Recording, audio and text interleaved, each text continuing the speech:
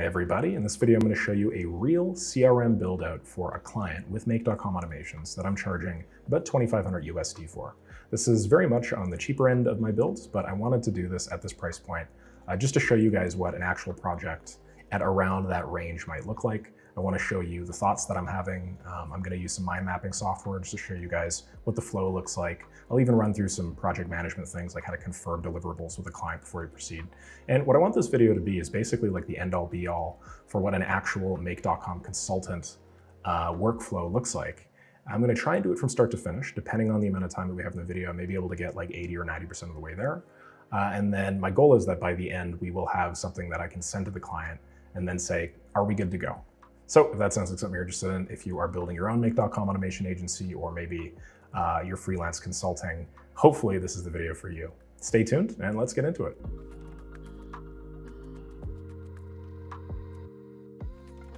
Okay, so first things first, the way that I do these projects in reality is I usually break them down into 3 steps. The first step is I use some mind map or some visualization software like Whimsical, which is one of the most beautifully redesigned websites I've ever seen. And I'll use Whimsical just to build out sort of a conceptual high-level overview of how the client wants the CRM to look from start to finish. And then I'll get them to confirm it. And then assuming that they've confirmed it, I'll then start actually building out the project. And the way that I do the project is in 2 stages. I do the MVP first, and then assuming that the MVP works for the client and they like it, and it has all the bells and whistles that we've sort of agreed to with the high-level flowchart, there I'll usually make a couple of minor edits from MVP to final deliverable stage. And then I'll usually bundle in some type of ongoing maintenance, usually like about a month out, just to make sure that the person knows how to use the CRM, their company is adhering and adapting to it, and everything is successful, right? Because I want to be able to work with these people long-term. I just don't want to do tiny little one-off projects here or there. So Whimsical is the flowchart software, and that's where I'm going to start with this client. I've actually done a bunch of the work just earlier before I started having a conversation with my friend, and he was just like, dude, you should totally film you doing this. People would love it. But I'll run you through and then I'll walk you through the logic up to the point where I am and then where we're going to go from here. So this is the Whimsical flowchart that I built out. The specific client is a photography client, and they want a CRM that essentially allows them to automate a large portion of the work that they're doing right now manually. Now, this client in particular has never used a CRM before. They're very new to this sort of process. They're a freelancer making about $20,000 a month, and this CRM basically represents them going to the next step, I guess, in their photography freelancing. They're very, very popular and quite famous, from my understanding, in the, it's one of the big Australian cities, like nightclub scene. And this is hopefully what's going to allow them to scale past that, the 50, 100, 200K a month and beyond. So what this is I basically whipped up this Whimsical flowchart, and it starts with leads being added, and then it ends with everything basically getting ready for project management. And in the next minute or so, I'm just going to walk you through what this looks like conceptually, and then we can brainstorm like how exactly we build this.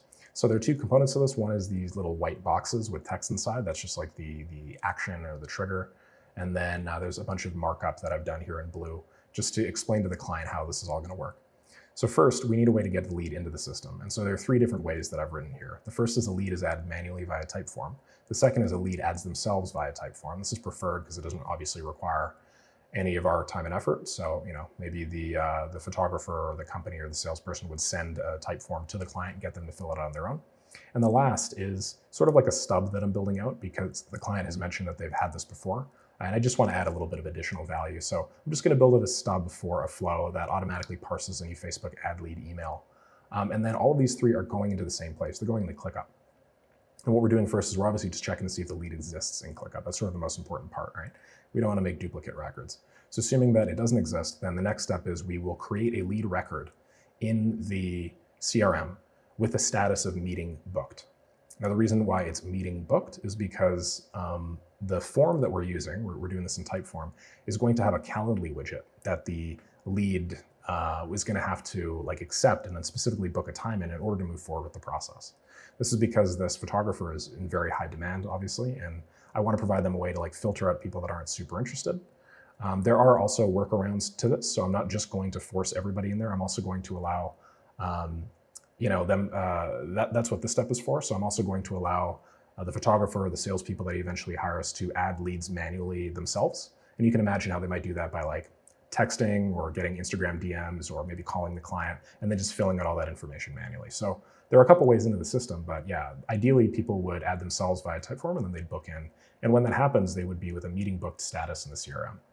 Now we'll do a couple other things there. We're gonna add what's called a discovery call form link. If you guys aren't familiar with this process sort of design, or this design pattern, I should say, it's where as you have a meeting with the client, so maybe I'm having a meeting with you right now, I ask you a couple pointed questions, and then as you answer the questions, I will write down your answers or maybe important information that I'm going to use later to like create a proposal or something like that, some type of sales asset. So maybe you say, hey, I'm looking for the event shoot package. And I'm like, hey, what's your budget? And you're like, oh, it's $1,500 to $2,000. So I'm actually gonna write all that stuff down.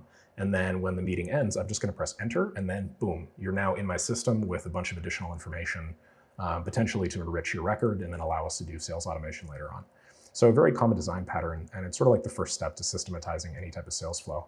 So I'm gonna make a discovery call form with you guys in a sec, but what I need to do here is I need to add a specific link that links up that discovery call form to that specific ClickUp record. And if any of this is unclear, it'll become much clearer over time. Now, this client wants to have two different flows. They want to have one for just base level event shoots. And an event shoot is just like a nightclub or a bar or a promotions company hiring them to come out and then film for a couple of hours. And obviously these are a lot lower quality than what we want. These are between $500 to $1,000 for a night usually.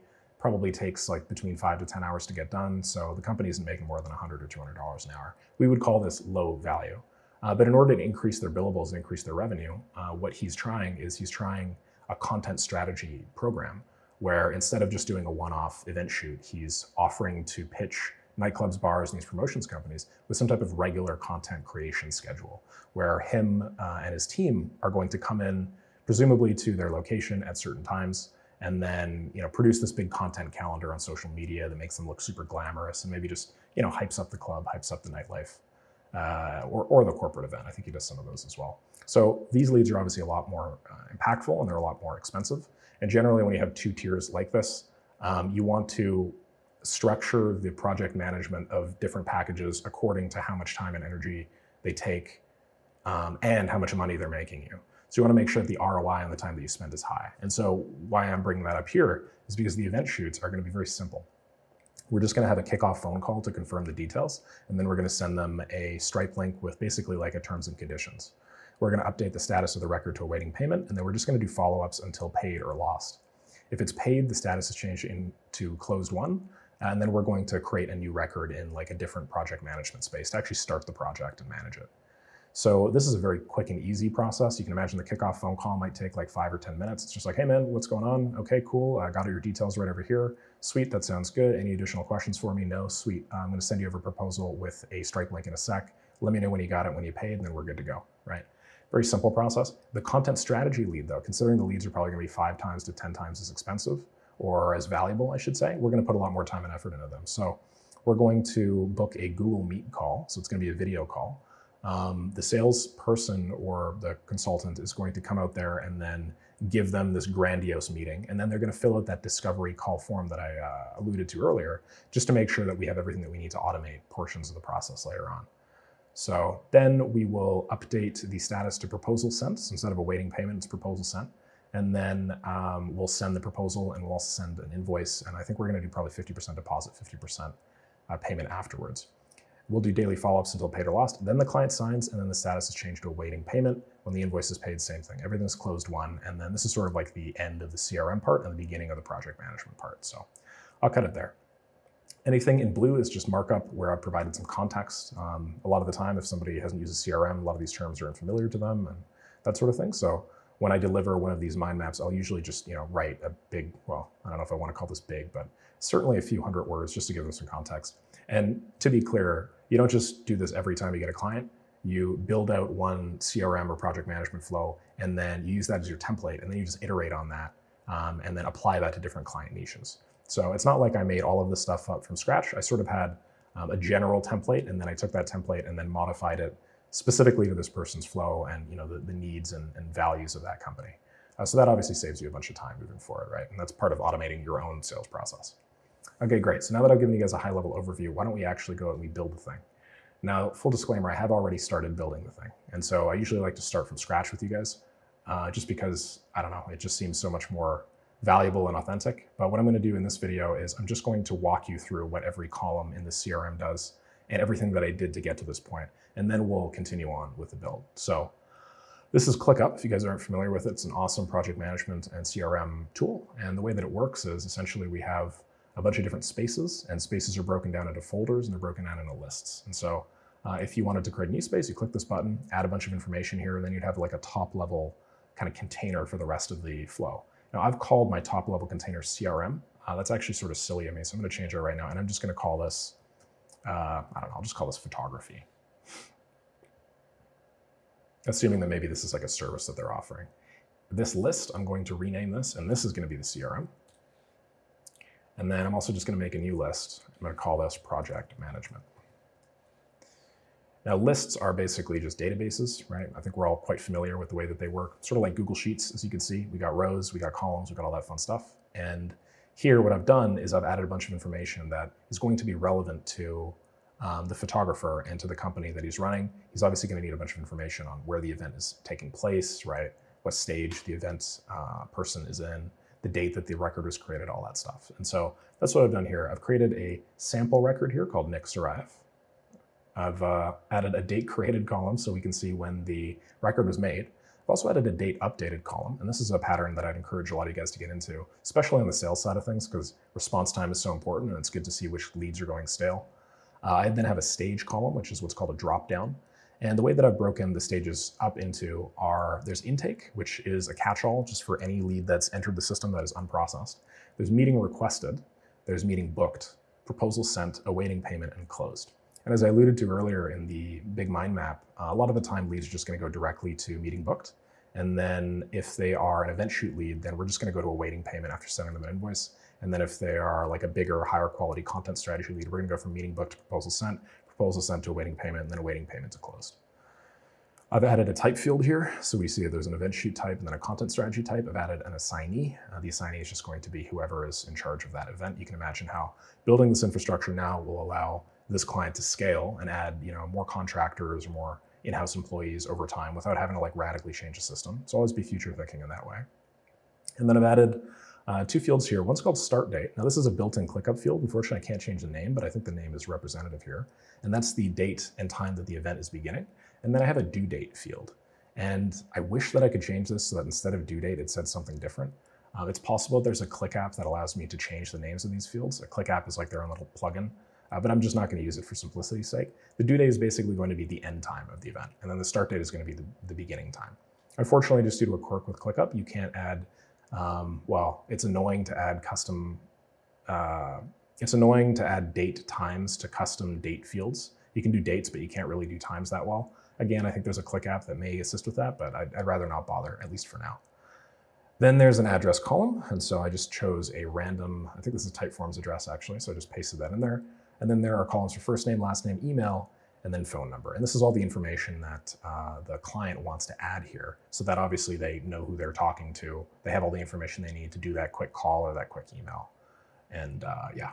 Now, obviously there are more fields that you can add here. And to be completely honest, I would encourage anybody that's designing a CRM to like have more fields than they think that they need. You can always just hide them. It's not like the data in every single column needs to be filled out all the time. Having more information basically just allows you more opportunities to do cool shit with it later on. There is a caveat to that. If it's client facing and you're forcing the client to fill out way more information than realistically you need in order to get this thing going, probably not a good idea, because anytime you're selling a booking form or something like that, you always want it to be as low friction as possible. But yeah, just a sort of a high level overview. I always encourage you guys to do that.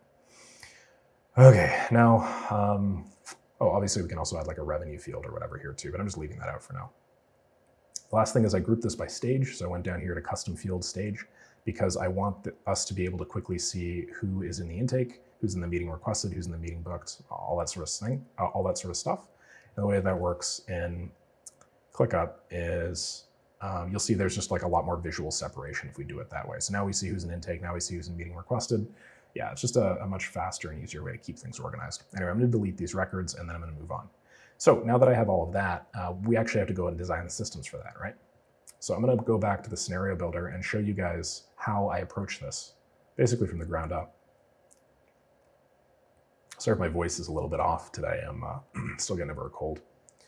Okay, so I've created a couple of what I call STEM or like nub scenarios. And basically what I'll do, my very first pass through, is I will go to the mind map that I've built out here, or the process workflow if you want to be all fancy. And then I'll look at all of these steps, and then I will create scenarios and then name them for the functions that I want each of these steps to do. And then I won't actually build them out. I'll just name them and maybe like pick one module, the module that's going to be the trigger. And then I'll go back to the mind map and just see if there's anything else, and then iteratively go back and forth. And then once I have all of the, almost like the skeleton of the process workflow, then I'll actually go back and I'll start with the first thing, and then I'll just work my way down. So what I did here is I basically looked at this beginning flow and I said, okay, leads added manually via Typeform, leads add themselves via Typeform. I know that I'm gonna have to have an automation that uses a Typeform as a trigger. So I'm just gonna build that out. And that's what I did here with new booking inquiry, add to ClickUp. Likewise, then I looked here and I said, okay, new Facebook ad lead, that's a different route. So I'm probably gonna need something that would like take a new Facebook ad lead, maybe via Mailhook or something, parse the email, and then add that to ClickUp, right?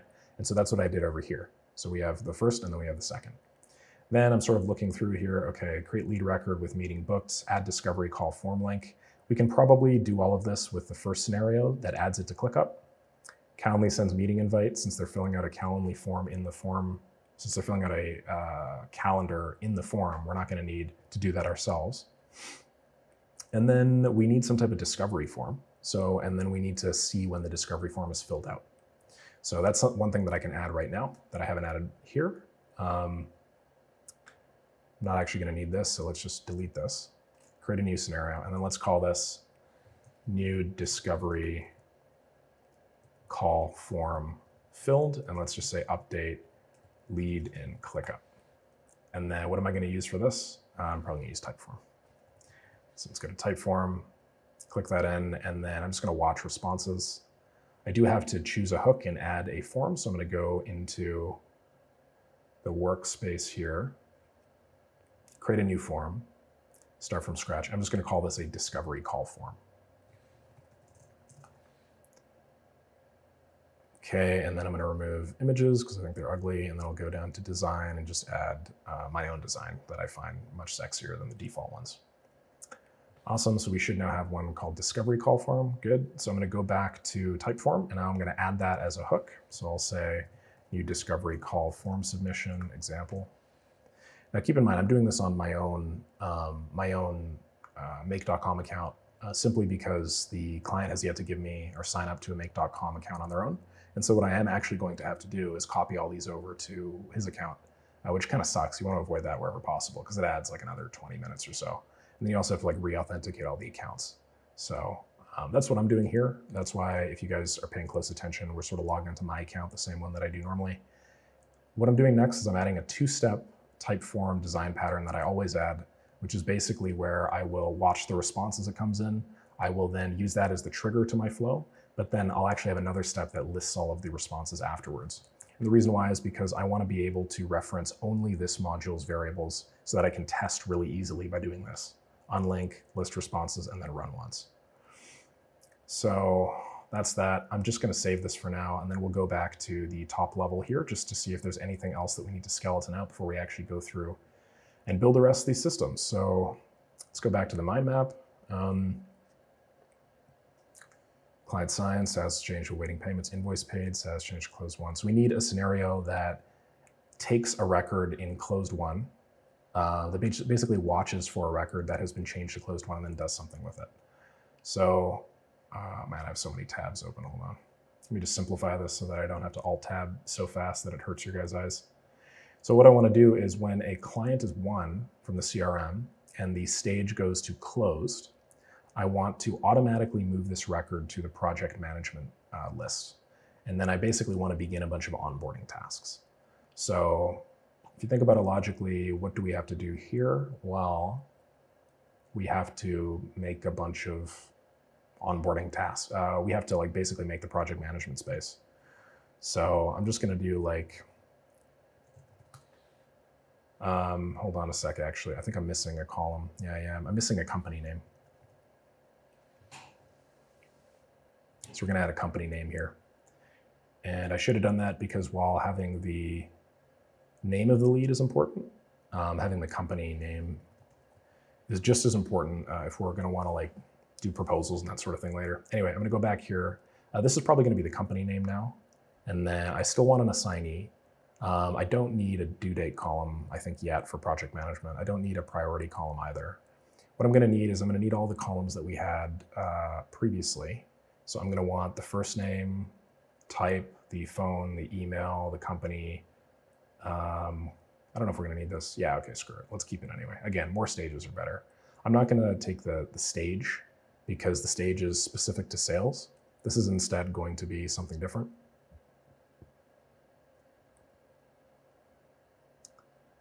So because it's now a client view, we probably don't need to. Okay, actually, I'll worry about hiding the fields afterwards just for demonstrative purposes. Make sure that I'm instilling best practices here. We're going to pick whatever the company name is here. So I'll just go company name. I'm just going to duplicate all of the information here just so that we could see it in sort of live view. This will be company name. I don't know why this didn't save. Ah, there we go. Let's just use my email here. Let's do some, I don't remember what that says, but that should be okay. And then we need some additional fields here for project management.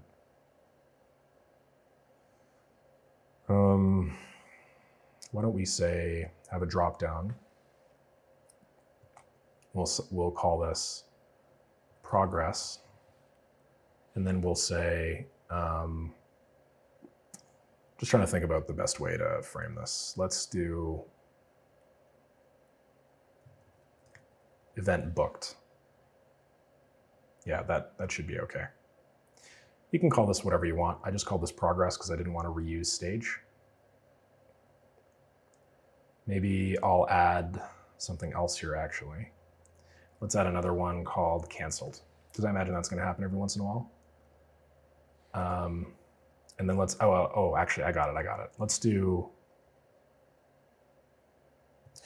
okay, let's have one called awaiting event. Let's have one called onboarding.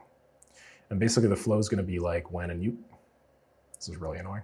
The flow is going to be like when a new lead or when a new project is closed, their status changes to onboarding. We have to do certain onboarding activities that come along with that. After the onboarding is done, we're now awaiting event. And if there are any issues with it, then we move it to canceled. That sounds pretty reasonable. I'd say that's a good flow. I'm going to do the same thing I did before by grouping, and then going to progress, and then now we're grouping by that.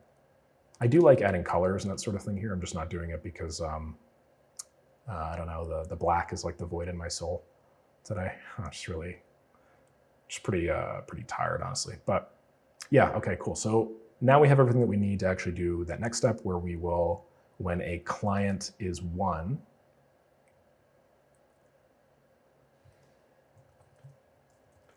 then we add to project management space or list, and then add onboarding activities or tasks. Let's do that. And the way that you do this in ClickUp, oh man, so many tabs again, is you go to the originating list, so the one that is going to be changing the stage and the one that contains the closed status that you're interested in. Then you add an automation, and it looks like they just added some new automate with AI feature. That's pretty neat. And then what you do is you go down to custom field changes from, first of all, the field we're selecting is stage, from any, and then to closed. And what we want to do down here is we want to call a webhook. It doesn't look like I can call a webhook, which kind of sucks. Yeah, I didn't realize that we couldn't call a webhook for this guy. Let me think. Yeah, I don't know if he paid for his plan or not. We may be able to do this without calling a webhook, so let's just go click up. Let's, we can watch tasks.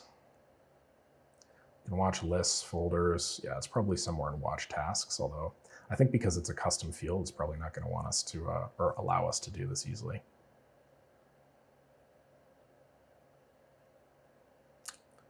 Okay, so task status updated appears to be the only field that we could realistically use in order to make this work. So, okay, I'm gonna have to adjust my, my usual workflow a little bit. We're gonna filter by list, and then instead of creating a webhook and just using the data from the webhook, we're actually gonna use the ClickUp Watch Tasks module, which is, in my opinion, far inferior, but that's okay. We're gonna go to CRM, and then I'm gonna look for task status updated. And then we're gonna go back and then change the field that we're using. So instead of it being called stage, we are going to just add ClickUp's built-in status field, which again, I don't really like using. And then we are going to add our own statuses. So the to-do one, we're just gonna call intake. We're then going to call, what did we do? Meeting requested, I think. We did meeting booked, and we did proposal sent, and we did awaiting payment, and we did complete, which we'll just call closed here. I don't like these colors that are built in, so I'm just gonna change these colors a little bit. Okay, so meeting requested, meeting booked, proposal sent, awaiting payment, good, and then close status closed. That should be all right. And then instead of statuses like I was doing earlier, we're just gonna do everything with, instead of a custom field, we're gonna do everything with ClickUp's built-in status fields. And then we're gonna go back to grouping by status instead, because now status is equivalent. There's some nuance there, but essentially the reason why I always use my own custom field instead of ClickUp's built-in status field is because you can't assign differential statuses to subtasks, which is sort of annoying. And so, yeah, that's one way we can get around that. Anywho, this is my tasks webhook. So what I'm gonna do is I'm gonna run this puppy, go back here, and I'm gonna change the status hypothetically to closed. And we're just gonna see if it picked it up. Looks good. So it picked up the fact that the status before was intake and the status after was closed. This is now everything that we need in order to build out that automation. So I'll stop here. But basically what we're gonna do is we're gonna grab this task ID, and then we're gonna get a record in intake, which I suppose I'm hiding closed tasks now. Yeah, that's annoying. So we're gonna watch both. And I wonder if I can move this up here. Yeah, it doesn't look like I can. One of the reasons why I don't like using ClickUp stuff for this. But anyway, what's gonna happen is when it gets closed, we're then gonna call and then get this specific record. Then we're just going to copy all the fields over, so the name and the date created and the date updated and all that stuff, and just go through and then basically recreate the record in project management. Yeah, that'll help us get around some of the limitations that I saw earlier. And then I'm gonna save this view so we can always see the closed. Cool. So now that we're done scaffolding out an actual client project for $2,500 US, baby, where do we go from here? Well, we actually have to build it. We know from like a bird's eye view what's gonna happen, but now we actually gotta go and get our hands dirty. And that's what I'm gonna do with this first scenario called new booking inquiry, add to ClickUp. Now, I've actually done a little bit of work on this already, so I'm gonna walk you guys through it. But basically, what we have here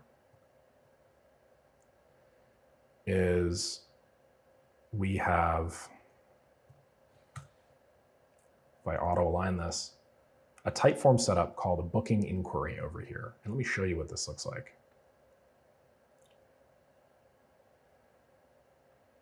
The type form for when people come in is going to look like this. There'll be a welcome page here that says welcome to whatever photography. And then I'm just using some very simple copy because the client has expressed an interest to do a lot of the edits and changes on their own.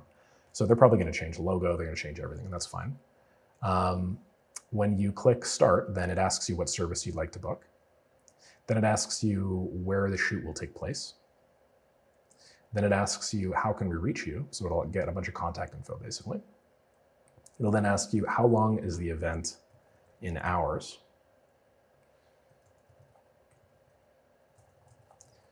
Let me just add a little bit of instruction here so nobody screws that up. It'll then basically say if you are on event shoot, then add your event date and time using our calendar.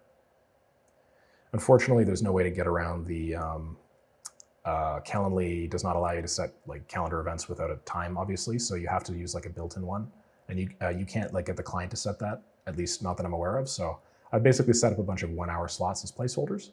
And then when they book, we'll take the length of the event and then the time that they're starting, and then we'll update that, and then we'll add a new Google Calendar event at that location, which will allow us to override that event. And then we're also going to have a book a free strategy session using our calendar if the service you want to book is content strategy. So ideally it would be 2 different calendars. Because I'm just on my own Calendly account here and I just didn't want to pay more money for testing purposes for this MVP, I'm just using the same calendar. But yeah, that's more or less what the flow looks like right now. And then after you're done, it says, thanks for your booking inquiry. So how do we actually take all of this information now and then get that into ClickUp? Well, make that delicious money. I have a flow here that first watches the responses, and then it sleeps for a couple seconds with that pattern that I mentioned earlier. It then lists the responses.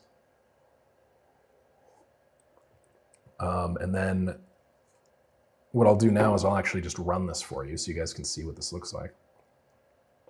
Let's just list the responses so you guys see the shape of the object. If I click on the little bubbles here and then go down to mappable answers, that's what really matters. You'll see that there is, what service would you like to book? Then there are a bunch of mapped questions here, like this is obviously an address. There's a first name, last name, a phone number.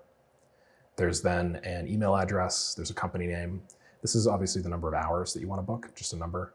And then down here, when somebody uses Calendly in Typeform, and then they submit the form, you end up with a link here. And if I copy and paste that link in to my browser, what we have is we have basically like a booking confirmation. Now, you only really would know this if you've mucked around with databases or maybe have personal experience with Calendly. But the way that this is represented inside of Calendly in their API is through the use of these long ID strings up here. And so we can actually grab the ID from the URL, and then we can store it somewhere in Make, and then use that later on for anything related to Calendly automations. And so they have their own API kind of pattern, and I'll show you that in a second. But basically, what I'm doing is I'm then grabbing this link, and then I'm going to the set multiple variables module. I'm calling this an event ID. And then what I've done is I've fed this link in down here, and then I'm splitting it based off of the presence of these backslashes. And if we go back to this URL, you'll see it is https://calendly.com/schedule event /, and then this is the area of interest, and there are a bunch of other backslashes. And so in Make, what you can do is you can split a string based off of the presence of that backslash, which is what I'm doing here. And then we can get the results of that split. And Make is one index, which basically just means we want to grab the fourth the fourth item that has been split from the split array. So I'm just feeding in the number 4 and then I'm grabbing it.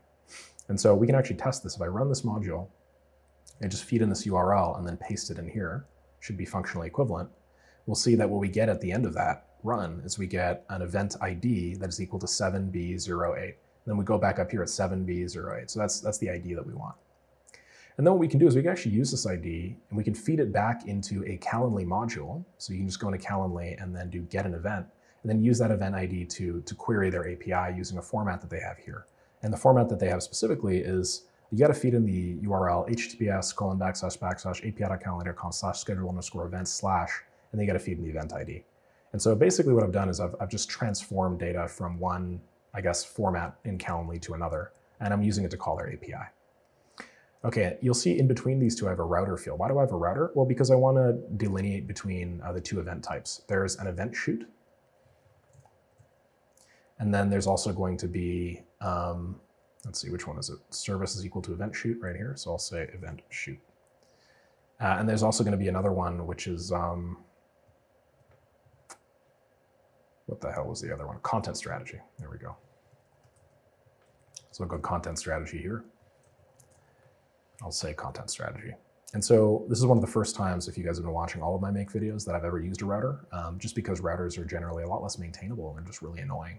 So yeah, that's what I've set up here. 2 routes, one for content strategy, one for event shoot, and then we'll do a bunch of other stuff afterwards. So I'm going to keep this testing module, testing circle on the list responses module, just because I'm going to use the input that I just did to test a bunch. And then I'm going to go back to the CRM. And then what I'm going to do is I'm just going to run this flow. Actually, no, what I'm going to do here is I'm going to get the ClickUp event here. Sorry, ClickUp task, and then I'm going to just double check that all the fields are right. So yeah, I've gotten the event and I'm going to create the task. And so what I'm doing is I'm going into photography, CRM, this list here, which is now going to be changed because I've changed the name. So this is going to be called CRM. You know what? I have to change the top level name too because I've renamed it. So it's photography, photos, list, CRM. The task name for the lead is always going to be the first name, last name, just what I always recommend. Content type, plain text, no content. If you guys don't know what the content is, if you click on any ClickUp record, there's a field here that allows you to add a description. They just call that their content field. So you could theoretically add a bunch of stuff in there if you wanted to. Assignees, I'm just doing my example, no tags. And then what we have to do is we have to add a status basically based off the statuses that we've created before. And so at this stage, they have already booked a meeting. So I'm gonna do, sorry, not meeting, they've booked an event. And so what I'm gonna do is I'll go awaiting payment. And then priority, actually, hold on a second. No, I don't think it was awaiting payment. If I look back here, create a lead record with meeting booked, add discovery call form link, Calendly sends meeting invite. Okay, so we need to do a kickoff call. So actually, I'm gonna go back here and change my whole thing. I'm gonna add another status here called awaiting kickoff. And then I'm gonna have one here called awaiting meeting. It's probably more statuses that we need, but I think this is a better way to represent that. If they are a high ROI flow, they want a meeting. And if they're a low ROI flow, they want a kickoff. So that should be good. So now that I've added this, I have to refresh the field, but it's good. We can now select it. And then we're awaiting a kickoff. No priority field. The due date is going to be, so if you get an event in Calendly, you get a bunch of information about that, obviously. And so we fed the ID in, and we've gotten that the start time of that specific event was March 20th, 2024, 9 p.m. And so, oh, sorry, I'm going backwards here. What we care about first is the start time, obviously. So start time is March 20th, 2024, 9 p.m. So I'm just feeding in the start time directly into the date module.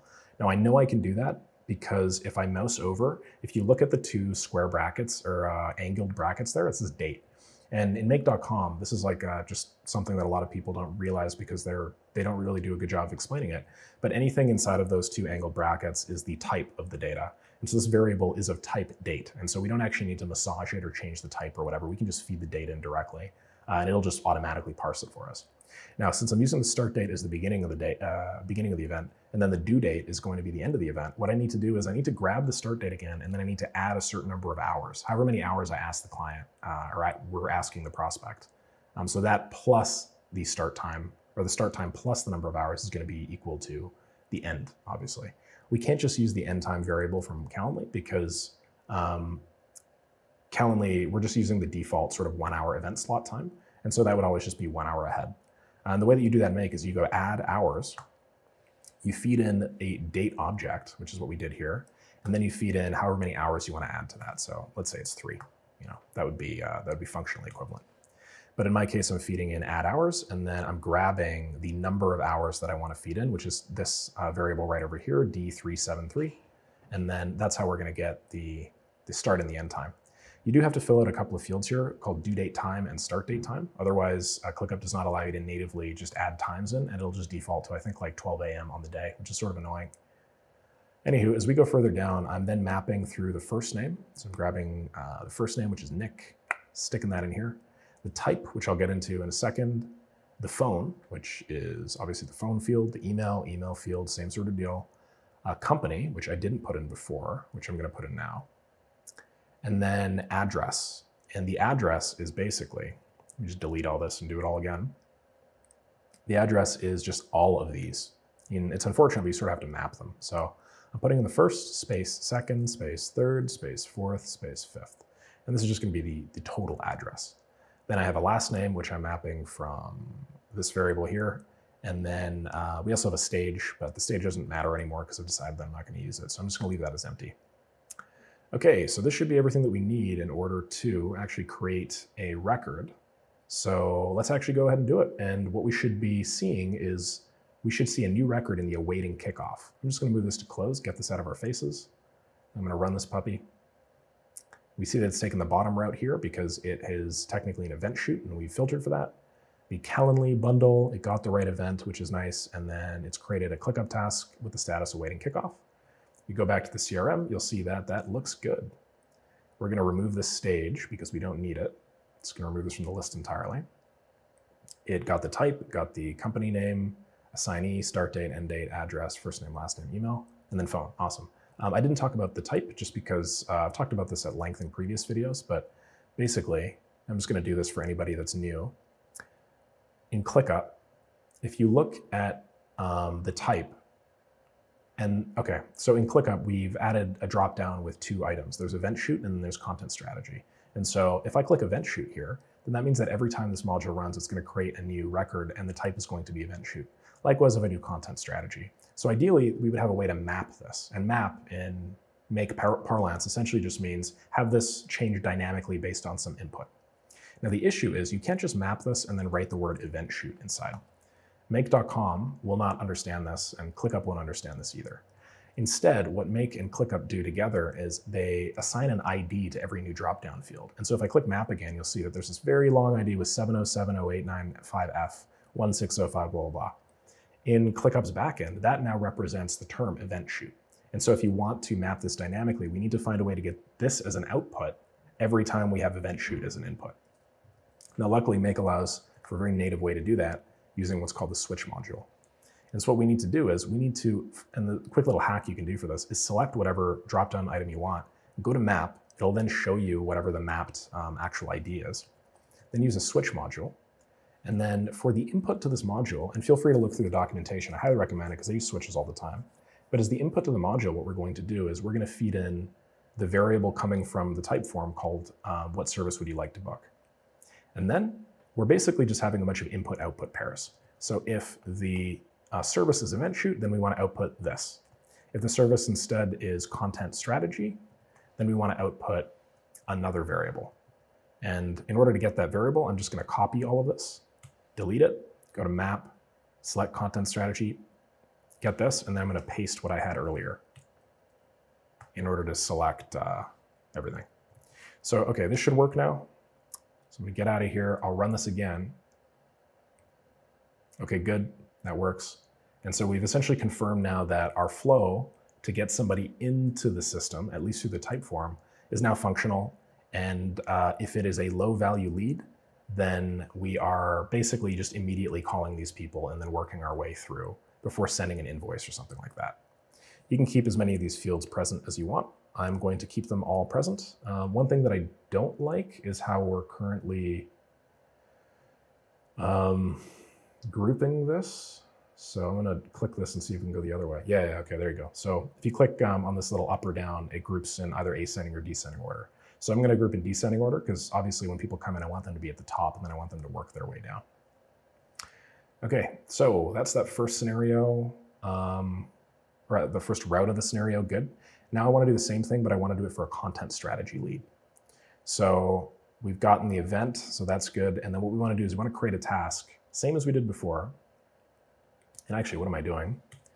Anytime you find yourself doing something with routers, just copy the module and then just make the minor change that you need to make. It's going to save you a bunch of time. Never mind, I lied because we're selecting a different Calendly event. So what we realistically should be doing is we should be deleting this. We should be copying this. This is going to be stupid because I'm going to have to do this. Actually, wait a second. Unlinking this, linking this, and then moving this back here. We got to remove this filter. What we really should be doing is we should be calling central resource instead of doing to. Right? Like there's no need to have another get an event module here because the function getting an event does not change depending on the route. So ideally, we just want to front load all that stuff. Do it before the route. We're going to consume 3 ops here and then 1 op on either channel. And then that way, when you duplicate it like this, we can access the same resource. And so now if you look, the text here is going to be blue. So cool. The status we're going to want to add when we do a content strategy lead is we're going to want to do awaiting meeting. Which is good. And then priority, the due date is going to be a little bit different because this is going to be like a meeting due date now. So there are multiple ways that we could do this. We could have the salespeople just know that if somebody isn't awaiting kickoff, the due date is, or the start date is the date of the meeting. But that doesn't really feel super descriptive to me, if I'm being completely honest. What I might do is, or what I might have done is I might have created two separate pipelines for this. I might have had one pipeline for content strategy and then another pipeline for event shoots. That said, I don't really like muddling up and having like a bunch of different lists because it makes things difficult to automate. So what I think I'm going to do is I'm just not going to fill out start date or due date for content strategy chats. Yeah, I think that the like SOP for the CRM is going to be, if it has a start date and a due date, it's obviously an event shoot. But if it's a type content strategy, then this field isn't sort of important. It's not very meaningless. It's not very meaningful, I should say. You can get around this sort of view, by the way, and the fact that we're going to have a bunch of empty columns by using this board view instead. And this is actually how a lot of people like prefer to do their sales pipelines. And so in this way, like the presence of the date, it's not really going to seem weird if there's just no date here. It's just going to be a card that says Nick Seraf. Anyway, yeah, so I'm going to do that. I'm not going to have a start time and I'm not going to have an end time because the meaning of the Calendly booking will change. And then the first name is still going to be that, switch is going to be that, phone's going to be that, email is going to be that, company, address, last name. Yeah, it looks good to me. Okay, now let's try this out live for a content strategy lead. You can also just click auto align. I don't know why I always do that manually. So I'm going to go back to our type form and then I'm going to refresh it. Then I'm going to, right before I do this, actually, let me run this. So this is running now. And I'm going to try content strategy. It's going to say book a free strategy session using our calendar. I don't like how long it takes to load, but there's very little power I have over that. And let's say I want to book my meeting for 5 p.m. This is weird. It should be getting my, oh, I got it. Yeah, that's sort of annoying. So it should be getting my contact details, but it's not getting my contact details because of the way that I set up the type form. We should probably be asking these guys what their first name and last name is as well, now that I think about it, because that way we can have a company. Actually, that's not super important. We could put first name, last name, company right on the booking form itself. I'm just forced to use the same booking form right now because I'm just using a free Calendly account. Okay, that's not a big deal. We'll just do that. Okay, great. So it's just scheduled it. If I go back here, you see that we just caught the webhook. We're sleeping for 2 seconds. Looks like there's a problem. It says at least one of organization or user must be filled. So I imagine something weird happened here. Looks like we're not getting the event ID, or we didn't get the event ID. That's weird. Let me see here. Oh, yeah, right. Yeah, I didn't fill out the, yeah, I got the wrong thing. Okay. We were doing testing, right? And so I moved things around quite a bit. I don't want to resubmit all that, just 'cause it's a waste of my time. So I'm going to move this back here and then just run this again. And this should now work. And it worked through the content strategy route. If we go back to CRM, we'll see that we're awaiting meeting. Now there is no first name or last name. There's no company or address or anything actually. So let me think. The reason why that happened is because of the way that I structured the form. And so everything that I said earlier was wrong. What we need to do is we need to change this, how can we reach you? And we need to put it, here. And we got to go to logic. And we have to adjust the logic of this type form so that 1 and 2 are done on both routes. And then 3, 4, 5 are on one route. And then 6 is done in another route. Okay. So I'm going to go down here, delete this branch. And then what I'm going to do is Typeform allows you to change the flow of data depending on an earlier input. So if the service that we are booking is equal to content strategy, then we're going to go to 6, book a free strategy session. If the service that we are booking is equal to event shoot, we're going to ask them how we can reach you, just like before. Then we're going to do a bunch of additional questions like where will the shoot take place? How long is the event? Add your event date and time, and then thanks for the booking. So that should be reasonable. And that'll avoid this problem here where the data isn't filled in. Okay, we're going to go back to new booking inquiry. And then I'm going to fill out this form again. No real way around it. Refresh. I'm going to book a content strategy, write all my personal information. I'm getting really good at typing my first name, my last name, and my phone number. We're going to do this for 5 p.m. on March the 14th. Now it's mapping my first name, last name automatically, because that's what the Calendly integration does. Okay, great. It says I'm scheduled, and now it's saying thanks for booking my inquiry. And now you see that I've added a record. The type is different. It's content strategy instead of event shoot. And then, I still have the assignee and all that stuff. It doesn't look like it mapped my address properly. Oh, right, because I didn't ask for the address. Okay. Yeah, I'm not going to ask for the address. This is pretty ugly, though. I don't like having all these freaking blank fields. Yeah, it just doesn't look super professional. How would I fix this in practice? We could do a board. We could sort, or we could group this board. Sorry, we could add swim lanes to this board. I don't know where the swim lane feature is now that they've moved everything around. Oh yeah, there it is. Group swim lanes. Swim lane is going to be based off of type. Yeah, that might be good. It's not perfect, but it's definitely a lot less ugly than it was before. We could make content strategy be first. So the way that this works in ClickUp is in a board view, you can group by the stages that you want to divide by, again, just like normal. But you can also add an additional feature called a swim lane, which allows you to basically do that twice. And so just have 2 levels of filtering going on. And so we have one level of filtering called content strategy. This is at the type level. We have another level of filtering from left to right using the stage. So we could do that. And I think if I click on this, I should be able to hide this.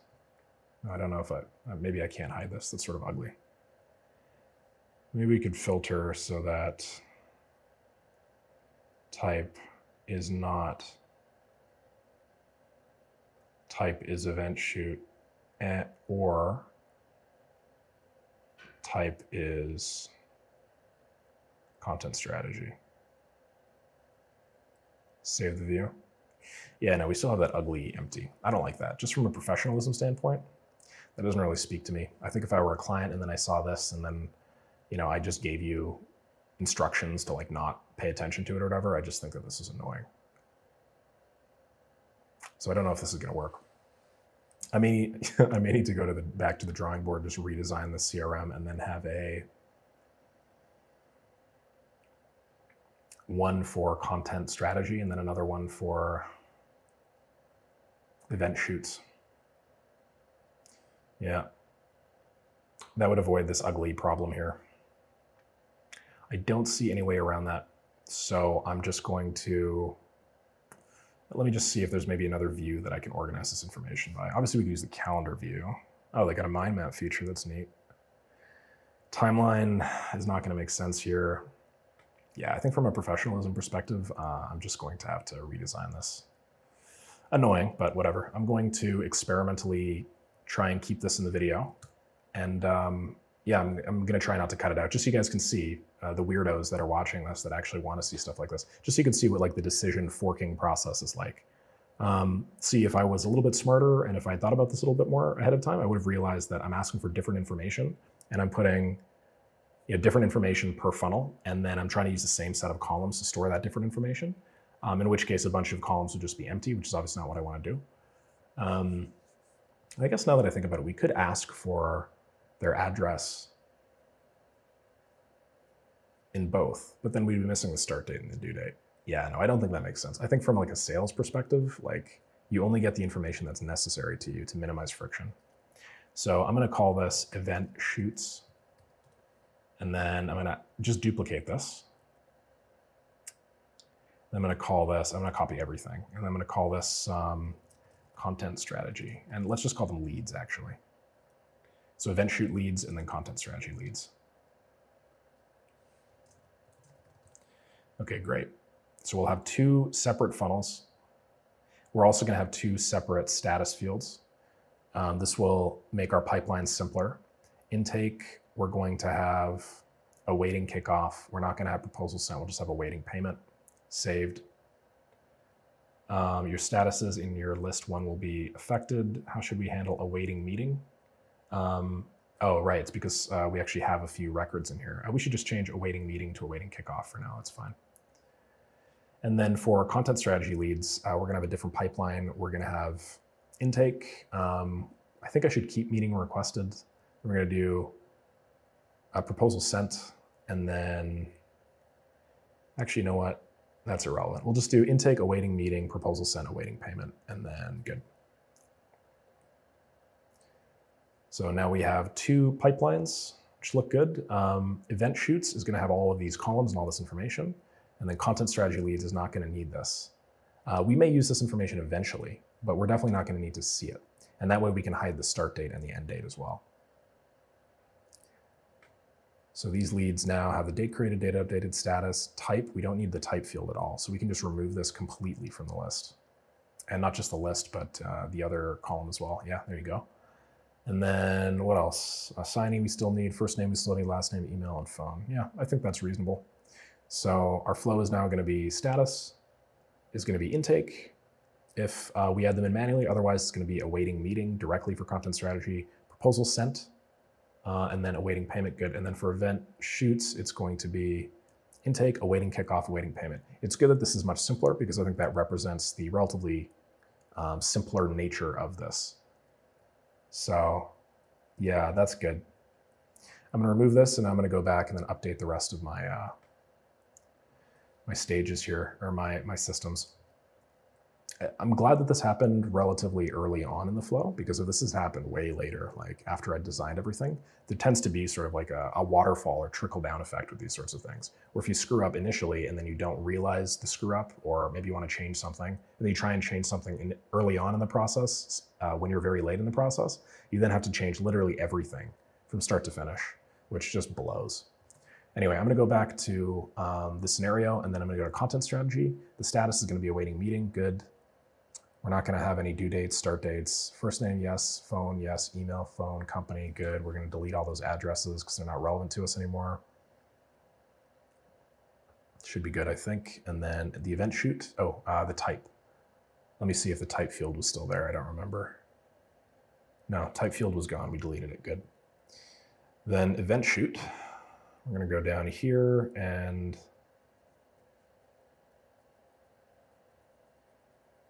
it didn't get the mappable answer because the last time we filled it out was not an event shoot. Good. Address is good. What we need to do now, though, is we need to change the list that we're dumping this into. So this is still good. This is event shoots. And then this will be content strategy leads. Yeah. Okay, fantastic. Now that we've done that, why don't we just delete all of these records? And then why don't we just retest from here on out? Okay, I'm gonna run, and then I'm gonna fill this out again. And I'll get even better at filling out my first name, last name. Okay, we'll do event shoot to start. We'll do left click as the company name. We'll do this for the postal code, and then we'll say it's 3 hours. We're gonna add a new date and time to this event. It's the 14th at 6:30. Pulled in all my information. We're gonna schedule this. We're gonna see if there are any final remaining issues here. Booking happened, so we got the response. There's some Calendly issue again. And why would that be? It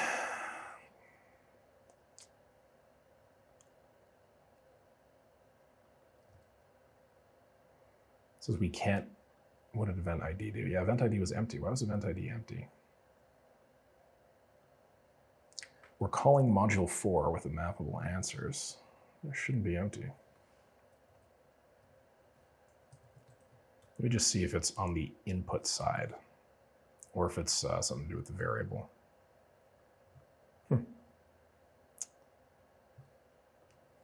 Oh, weird. This doesn't seem to be running at all. Let's just try splitting this first. Oh, right. Yeah, I see why. I didn't have a backslash. Doy. I must have deleted that while I was doing something else. Run now. Cool, gets the ID. I already filled that out, so I'm going to go back here, list the responses instead of getting. Okay, event shoot looks good. I'm then going to go back here, double check that all these fields are filled out. Yep. And then I'm going to fill out the form again, but I'm going to do it as if I was a content strategy lead. Okay, we'll go left click, and now we're just going to book the strategy session immediately. Should still have all my name and personal information done. I don't know what happened there. Oh, I think I canceled it. Yeah, my bad. Okay, still, it's running, takes the content strategy route. If I go back to content strategy, we are now awaiting meeting with all the fields filled out. All right, awesome, great. That actually worked, fantastic. Wonderful, wonderful. Very happy to hear that. So now we have two funnels set up. We have one funnel set up for all event shoots, and we have another funnel set up for all content strategy leads. What's annoying is that we have two separate places for data, which means salespeople will have to go to event shoots and then content strategy leads. Alternatively, they could make use of the everything view in ClickUp, which will allow them to see everything at a glance. So maybe it's not the end of the world, but I definitely do like to have my data in one place. It means that you only really ever have to make one automation. If you ever end up using like ClickUp's built-in automations, it makes it a lot easier to like watch one list. But c'est la vie, there's very little that we can do here. So now that I've created the task, I want to do one final thing. I want to create a Google Calendar event.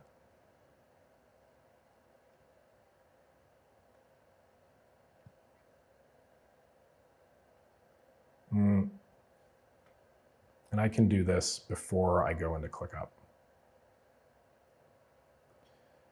because we're not going to have to do two. Now I'm just going to use like my primary calendar for this. I'll call this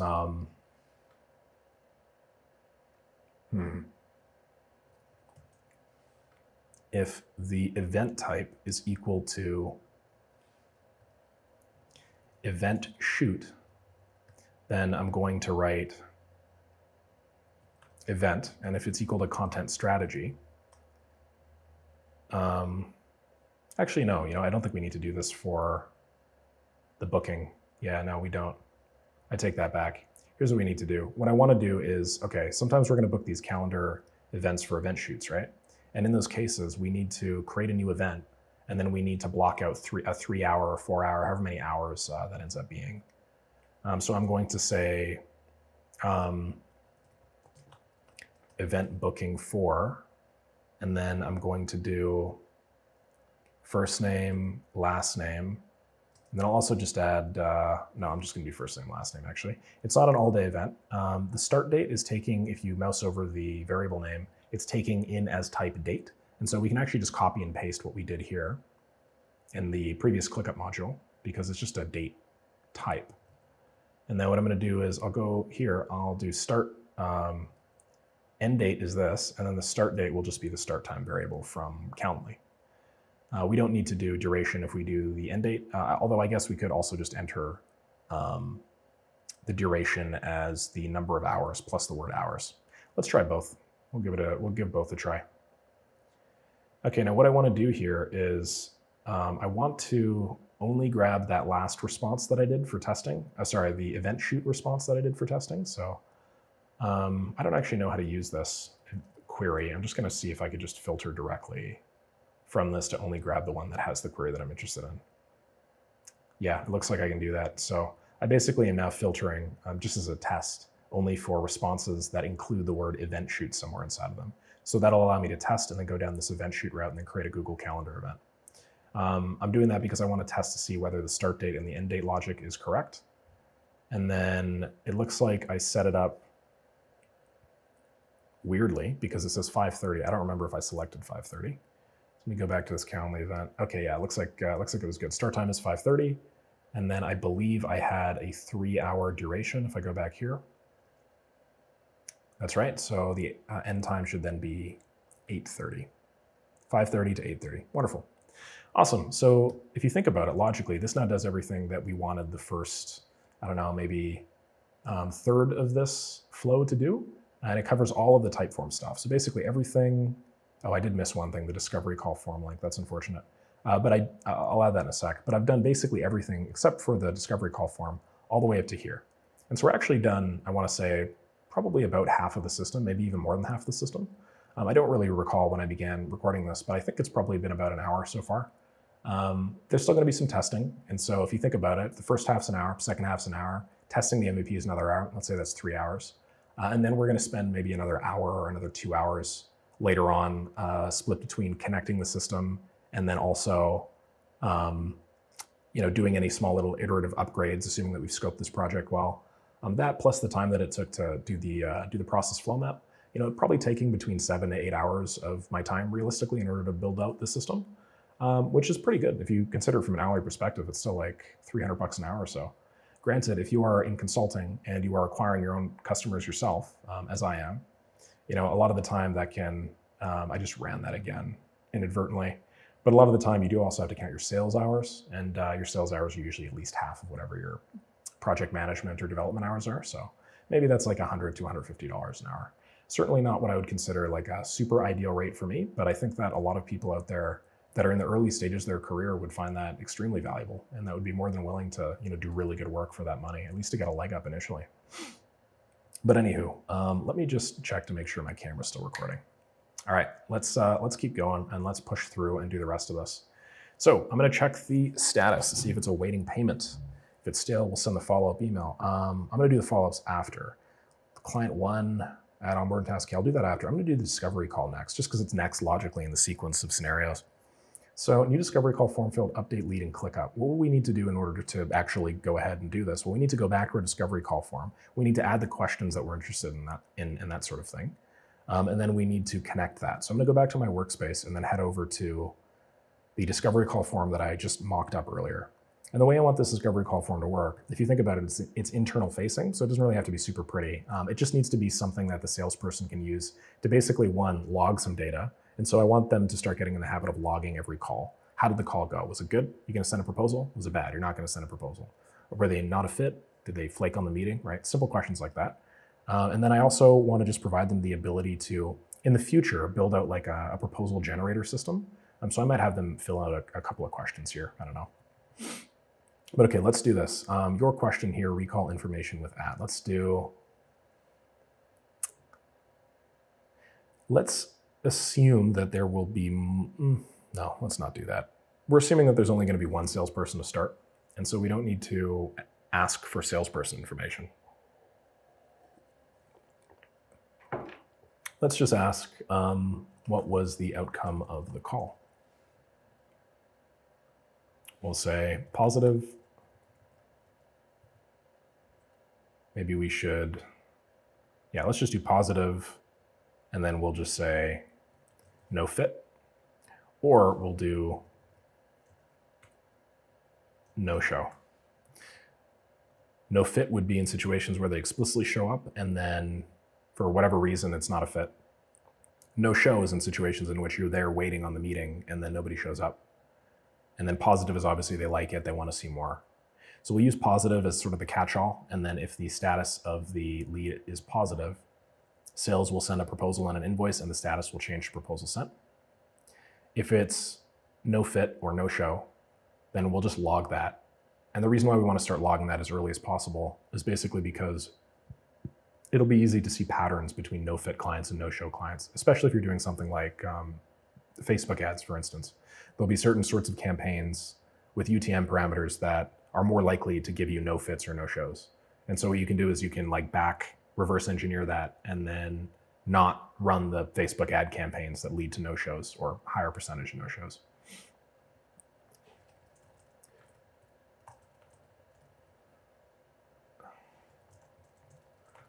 Let's just do this.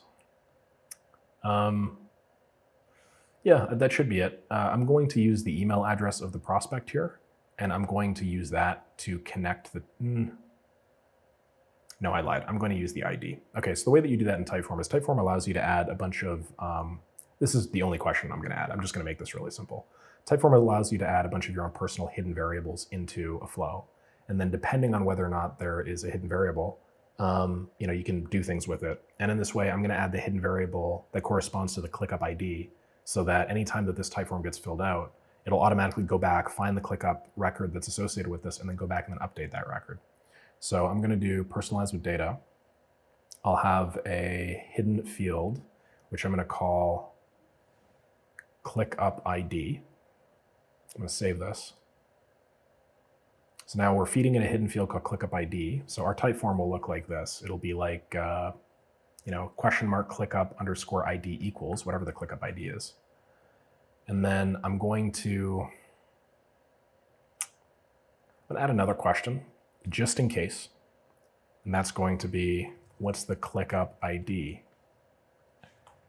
This is only popping up. This question is only appearing because you're not using a specific, let's say the specific Typeform associated with the record you're selling. In order to get the ClickUp ID, head over to your CRM, find the record in question, click it, and then look at your URL. It'll be something like, again, these are just instructions that I'm giving the salespeople here, or the potential future salespeople.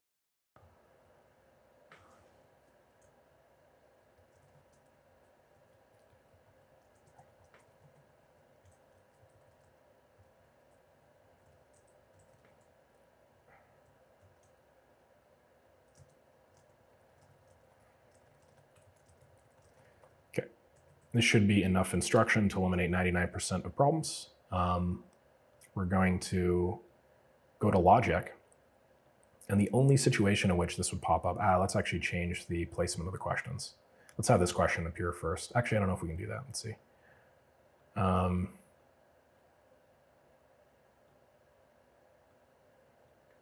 Yeah, it doesn't look like it. I think we have to specifically route. Wait a sec. Move this here. That is extremely frustrating. Yeah, we have to actually have that, what was the outcome of the call first before we have what's the ClickUp ID. What are you gonna do, man? Software. So if a hidden variable,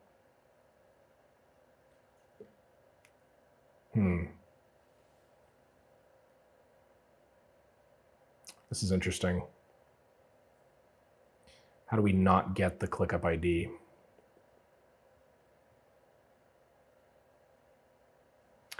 Let me show you guys something before I go any further, because I think in order for this explanation to make sense, I need to just provide a little bit of context.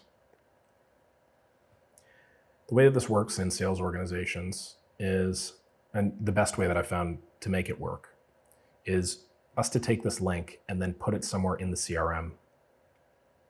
So maybe this would be somewhere up top in the event shoot or something, or content strategy lead, for instance. And then to have a link. However, the way that Typeform, when you add a hidden variable, works is if you paste it, you'll see that it now has a hashtag ClickUp underscore ID equals XXXXX. And so if we restrict it so the only way somebody could use this form is by clicking on a link that we pre-supplied them, we can supply this link with the XXXXX, and then we can provide logic inside of Typeform. And this isn't perfect, but this will cover 99.9% of cases. We can provide logic within Typeform that says, hey, when the hidden ID contains, and let's just do XXXX, I think that was 4, right? It's 5. We'll just do XXXXX for now. Then immediately jump to thanks for filling out this form. Otherwise, we want you to fill out the ClickUp ID. What else we're gonna do is we're gonna go to this content strategy leads and this event shoots. And for content strategy leads, we're gonna add another column called website. And then we're gonna call this discovery call URL. I'm going to take this discovery call URL. I'm going to move it back to somewhere that's easily accessible from the salesperson. I think if we remove this, should be okay. Let's do company first. Let's front load the assignee. Let's do, yeah, I just don't like how many fields we have here. I don't like the fact that, okay, maybe if we close this a little and then go discovery call URL, and then we take this and then move their information. Okay, never mind, that's fine. So we're gonna add another column called discovery call URL, and this is where we're gonna paste the ID in right here. And so this would be the ClickUp ID of the record. And then when you're ready to sell, the reason why I build it out this way is so that it forces you to be in the CRM. One of the biggest issues with building CRMs and that sort of thing, in my experience, the actual building is pretty quick and it's pretty easy, as you can see. You do have to do some thinking, and it helps if you have experience, but generally speaking, all of these steps are straightforward. I think most people would understand them even if they didn't really get make.com or CRMs. The reason why it can be really difficult to make this work for clients, though, is because clients can be really lazy and they just don't want to use your CRM, and they just don't want to go through all the steps required in order to log every piece of data. I mean, odds are if they're asking you to build their CRM, part of it's because they don't really like thinking about this stuff anyway, and they're sort of operationally averse. And so what I'm doing here by adding a column called discovery call URL and forcing, in order to fill out this form, you need to go to the CRM and then click on the record, is one, I'm forcing them to be more familiar with CRMs. So I'm forcing them to learn how all this stuff works, for one. And two, I'm just forcing them to be in it every single day. And just by being in it every single day, they'll naturally start using this to start coordinating their own work. So the very first time that I built a system that had flow like this, I thought it was kind of janky, but looking back, this is actually one of the highest ROI ways to build out flows. By having a discovery call URL that assigned to every specific lead, it makes a lot more sense. Now you can also, you can just give them this form, maybe like this, and then have them bookmark it. And then what you can do is you can add a question in the discovery call form and say, what's the email address of the lead that you just spoke with? And then they can put in nick@leftclick.ai or whatever, and then that can also link it up. But I find IDs are just, you really can't muck it up because it's going to be directly in here. And it's just a little bit more, I don't know, it's more accounting for the human biases involved in, building a CRM or building anything for a client that is sort of operationally averse. So that's my rationale there. So all I have to do now is I have to change the first flow, I guess. Yeah, I didn't think about this, but I got to change the first flow to add this discovery call URL. So I'm going to do that now. On this new booking inquiry, add to ClickUp, what I'm going to do is I'll create the ClickUp record. Here, create a task. And then I'm also going to edit a task with custom fields. So I'm going to add that here.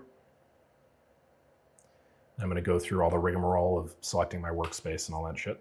So we'll go workspace, photography, folderless lists. List, where were we? Content strategy, yep.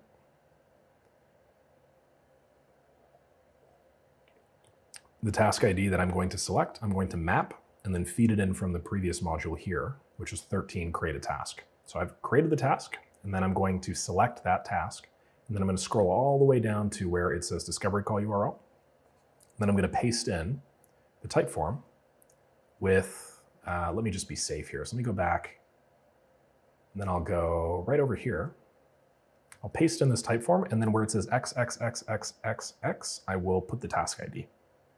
That way it'll be creating a new type form entry, or a new discovery call form URL that pulls from the base URL of this task, or the ID, which is 86CUT0JRZ. Good, so now that that's behind us, let me test this actually. I think now you see why this design pattern is so valuable, because it allows you to test with the same data over and over and over again instead of filling out that goddamn form, which can be really, really tedious at times. Okay, so I just created a new lead in this content strategy thing, and as you see, it's right down here. And if I click this, we now have an ID at the very end of this that's associated with that specific record. So I'm just going to delete this old record, And then I'm going to use this as my example for the testing of the current flow. And so the current flow looks like this, where we're basically watching responses and then we're listing them. So I'm just going to turn that on. And then I'm going to go to this discovery form, which is routed to that specific prospect. And then I'm just going to say that it's positive. And then, why is this asking? I don't know why this is asking. Hold on. Okay. Oh, I don't think I saved the type form logic, did I? If it contains XX, oh yeah, sorry. I did the opposite of what I should have done. Then go to 2. All other cases, I want to go to, thanks for filling out this form. My bad. Okay, so this should now be, if it contains XXXXX, what's the ClickUp ID? Otherwise, just go to jump to A. All right, yeah. We'll go back here now, we'll refresh this. And now we should just have a submit button, which we do. And then I'm going to submit and then go back here. It's going to catch it, sleep for a second, and then get the response. And let me show you guys where the data that we're actually looking for is, which is their ClickUp ID. Go to hidden. Now in hidden, there's a CU_ID field with the ID that we want. And so what we can do now that the discovery call form is filled is we could add another ClickUp module. I'm actually just going to copy this from a previous module. So I'm just going to copy that, Command C, and then go over here, Command V. The reason why I'm doing that is just because there are a bunch of fields here, like workspace, space, folder, that just take a couple seconds to load. And this is just a way that I can get ahead of them, be a little bit faster. Then what I'm going to do is I'll go over here to where it says hidden. I'll grab the ClickUp ID, and then I'm going to make use of a make.com design pattern called if empty. And so basically, if empty is just whatever variable you put in it. If it's empty, then you actually add another variable. And so I'm going to add this hidden ClickUp ID. And if for whatever reason our design pattern didn't work, or somebody found a way around whatever I just talked about with the XXXXX, then we'll feed in the ClickUp, the answer to that ClickUp question that I mentioned earlier. Although I just realized that we can't actually do that until we test this out. So now I'm going to go. We don't actually have access to the variable of interest. So let me refresh this with the X. I'll say it's positive. It's going to ask for the ClickUp ID. So I'll go back here, select the record, copy this, paste this, and then I'm going to run, submit this. Then I'm going to wait a second, and then I'm going to run. Oh, sorry. I just meant to run just this. It's going to get a mappable answer with the ClickUp ID here, and then I'm going to go, I got to reconnect this every time I change the variables like this, so just pay attention to that. If you ever wonder why a variable isn't showing up in like a subsequent module, it's just because you haven't done that reconnection. And then I'm going to stick in this ClickUp ID variable. So what I'm saying is, hey, if this hidden thing is empty, then I want you to grab from the question that somebody filled out specifically with the ClickUp ID. And then what I want to do also is I want to change the status, or maybe I don't want to change the status. We need to do something with this information. Otherwise, it would have sort of been pointless to put all that stuff in. So why don't I create an update instead? And then we'll just add or create a, I don't know where the update is. Oh, it's probably called comment, yeah? Yeah, post a task comment, there we go. We'll feed in the task ID from the previous field, and then the comment text will be call outcome, and then I'm going to collapse this, and then I'm just going to take whatever the call outcome is. We'll feed that in there, put that back here, and now at least we have some type of logging going on. Granted, because I'm not building out, the scope of the project did not include like an automatic proposal generator or whatever, so I'm not going to build that out. But we still have the stem of that if we ever wanted to build on it. You can imagine how if the client called me and was like, hey man, I'm looking for a follow-up project where I want you to build that automatic proposal generator that you mentioned.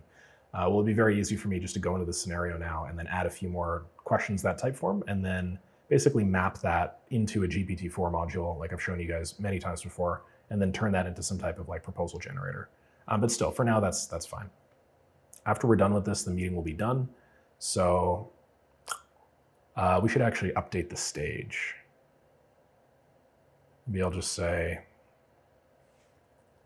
meeting concluded. Maybe we'll say awaiting proposal. Let's do that. So assuming that the outcome was positive after we're done with the meeting, we will update the stage to awaiting proposal. And so we can do that over here with edit a task with custom fields.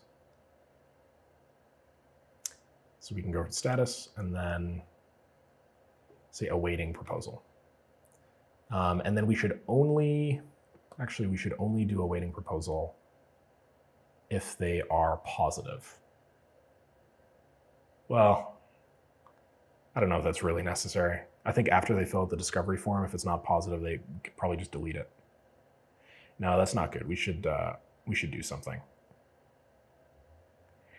The way that you could do this is you could add another stage here in ClickUp, and you could call this, let me see, you could say no fit.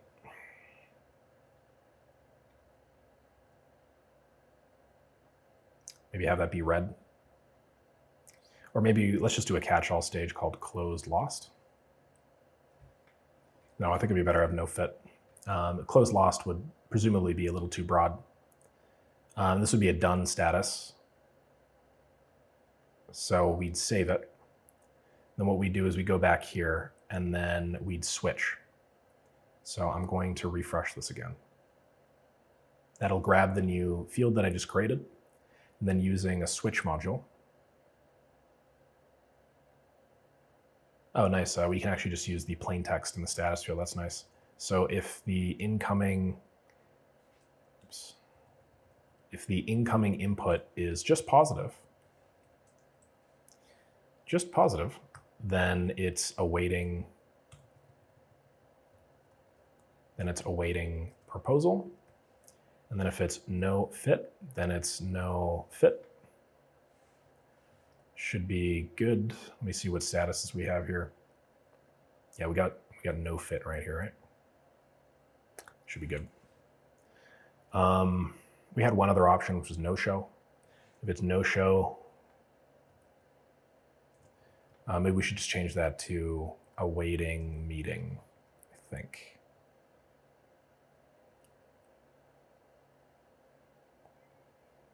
Yeah, I think I'll just change that to awaiting meeting for now. It's not perfect because presumably the meaning of awaiting meeting is meaning something slightly different from what I'm referencing right now, but we'll give this a try. Run this puppy. Okay, it's calling. It's taking a long time, not a good sign. Might be an issue with the formatting. Yeah, issue with the formatting. So ClickUp is terrible because it'll just default to a team not authorized 401 error if there's some type of issue with the backend. And so clearly in this case there was. Let's see what we added as a custom field. Yeah, we didn't even add any custom fields apparently, which is weird. Oh, right. Status was awaiting proposal, which should have been good, right? That's what we're looking for.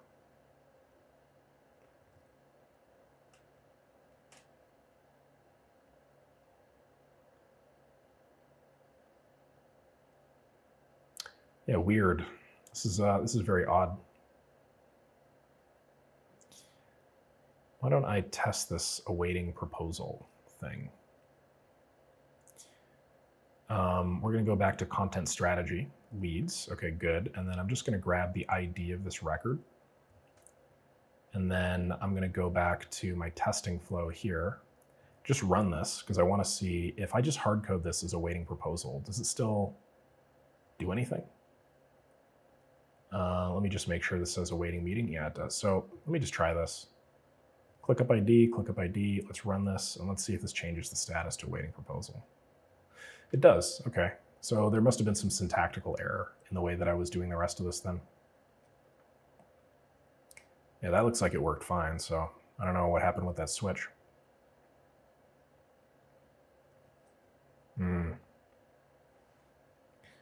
It might be that the word positive isn't all that's in the form. If I go back to the actual form and then go question, is there a space? There's no space. That's weird, man.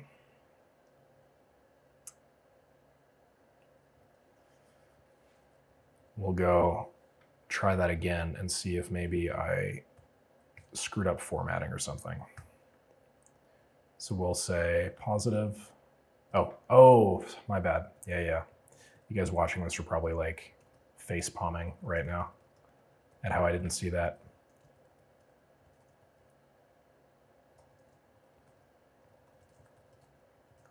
Okay, that should be good. I'm gonna run that again.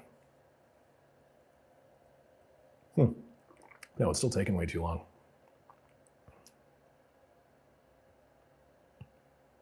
Let's see, I fed in awaiting proposal as an input. So awaiting proposal should be okay. And I fed in positive. Oh, maybe it can't change the stage if it's the stage already? That could be it. Let's try running this and checking the mappable input. It says positive. Oh, positive with a P? Capital P, maybe? Maybe it's a capitalization thing? Let me see. No, we got a capitalization here. That looks good. We got no fit. That looks good. No show, awaiting meeting. Maybe it just doesn't like the presence of a switch. Yeah. I don't know, man. Some modules are weird.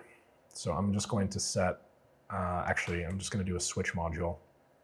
If you guys haven't used a switch module before, they're basically that exact function. They just allow you to do this in like another variable or another module, basically. I don't really like using them because it just uses an extra module, but that's okay. So let's use this as the input. And let's say if it's positive, we're going to go awaiting proposal. They're also a little bit more like testable. If it's no fit, then we'll do no fit. And then if it's no show, then we'll do no show. And that's what it's called, right? No show with a capital. Yeah, looks like it. So going back here, if it doesn't do any of those, then let's just move it to awaiting proposal regardless. Okay, let's just copy this output exactly. We'll feed this in here. Output is now awaiting proposal. So now as the input to this edit a task with custom fields, we should be able to just feed in the status and map it from this output. It should save us a bunch of time and energy and probably brain cells at this rate. Okay, let's run once. Got the switch. Still taking a while, man. I don't know about this. I don't know if you can actually do the sort of mapping that I want to do. Alternatively, there could just be some other field that's not being filled in correctly. So yeah, let's just diagnose the rest of this. Some mappable answers. We have the ClickUp ID here. That's good. We also have a hidden here with XXXXX. Yes. Yes, that's what happened. This ClickUp ID is XXXXX. So we'll say if hidden ClickUp ID, and then we'll do an equals to, and then we'll do, think that'll work. Then I want you to, oh man, what's my logic? It's equal to XXXXXX, then I want you to grab this. Otherwise, if it's not equal to that, then we'll just grab this. I think. Oh, otherwise, if empty, then we'll add that.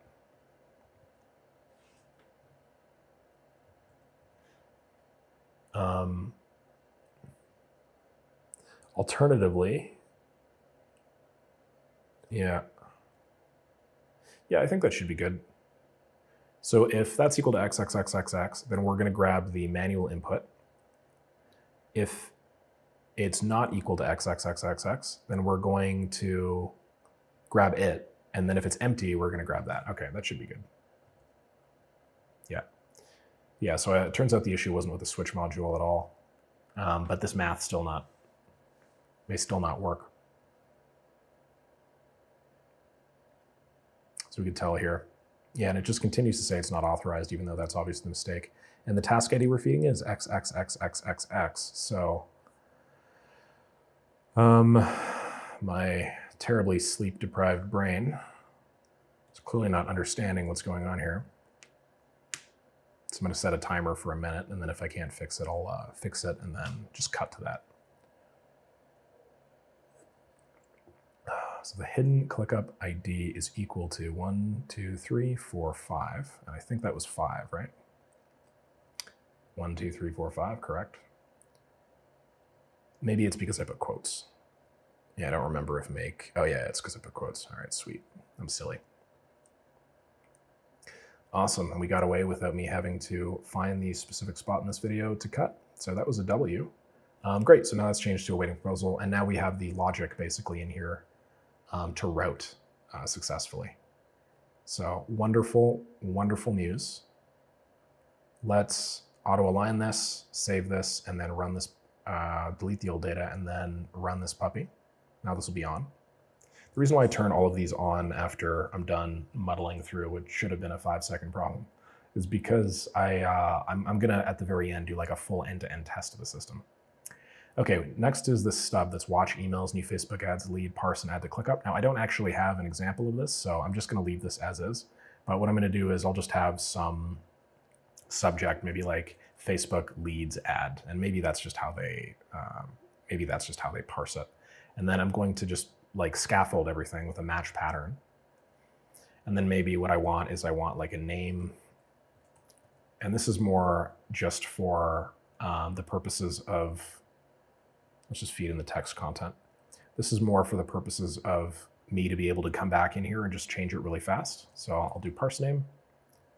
And then I'll do the same thing for, let's just do email address and phone number for now. And I encourage you guys to get into this when you guys are doing like more complex projects that maybe have multiple steps or multiple dependencies. You know, when I started this course and I recorded a bunch of videos, it was always just one module, but now we're starting to deal with, one scenario, but now we're starting to deal with like 5 scenarios, 6 scenarios. Things can get kind of overwhelming unless you map out a little bit about what you're doing. There's also a maintainability issue where, you know, a lot of the time, this just won't be anywhere near as maintainable when you look back at it in like a month or something like that. Let's just do default country for parsing. That'll be US. And then I'm just going to add one of the ClickUp modules from a previous scenario here to just create this task hypothetically. And we're going to remove this filter. And this way now, later on, when we do build out that feature, or maybe we get some more clarity around the Facebook ads feature, it's as simple as me just jumping in here and then running. I mean, yeah, I'm just going to run this for the purpose of this video so we get like a nice purple slate, but you imagine how that's not actually functional, so it doesn't really make any sense to run. Okay, what else are we waiting for on this $2,500 system? Daily follow-ups until paid or lost. So I was initially going to do this automatically. I don't actually think that that's a good idea. I mean, now that I'm thinking about it, this is the first time that this guy's ever used a CRM before, and he's at a stage where he's gotten where he's gotten to just by doing a really good job, which is common with freelancers at about the 20K a month range. But in order to get past that, in order to continue scaling, you do have to like kind of build like very strong fundamental sales skills. And I think part of that is just getting in the habit of following up with these people. So if you think about it, like I'm not just trying to do the job for this guy. I'm trying to build infrastructure that'll enable this guy to scale for a very, very long time. And I also want him to gain skills and gain familiarity with using CRMs before I start just like doing all of this stuff automatically for him that he may or may not understand. Now, obviously, this isn't going to be every client. Not every client is going to want you to play the part of a consultant as much as a builder. Sometimes they're going to have very specific things that they just give you. A lot of the time, they'll just give you a mind map like this, honestly, and they'll just be like, "Hey, it's your turn." But in my case, I'm taking more of like a, I'd like to help this guy out. In my conversations with him, he's a good guy. And I don't know if an automatic follow-up system would be good for him. If we did end up building it, yeah, if I did actually do this, what I would do is I would basically be monitoring 2 statuses. One would be awaiting payment. And then if an awaiting payment, we'd basically, every 24 hours, we'd list all of the ClickUp records that are awaiting payment. And then we'd check how long it's been since the data has been updated on the record. And if the data has been updated and it's been over a certain amount of time, then I would probably just select from a pool of maybe 20 random follow-up emails that just have varying levels of copy. That's like, "Hey man, just wanted to check in on this. Let me know if you need anything. Hey, how can I help you with XYZ? Hey, blah, blah, blah." We make sure that every email is a little bit different just so that any follow-ups seem organic. And then we would just do that until we receive a definitive answer, where the person's job would be either to move forward with it or to, mark it as lost, essentially. So I'm not going to do any of that stuff. Last thing I'm going to do then is I'll do the client one, add to project management list plus add onboarding tasks. I think that sort of like, rounds out this whole process. So what are we looking for here? Well, now actually, this is sort of annoying. This is one of the reasons why I don't like this. We have to do this in 2 places, I think. Because we have 2 CRMs now, right? Not just one. Or maybe we can just do it in one. Let's do photography and we'll filter. Okay, yeah, you know what? We could theoretically, we should add a folder here. Yeah, let's add a folder here. So I'm adding a folder here called CRM. And then I'm going to put event shoots and content strategy inside of that. The reason why is because given the constraints of this fella not having a, let's just put this above the project management. Sort of annoying. I don't think we can, oh yeah. No, we can't actually put this above. Come on, man.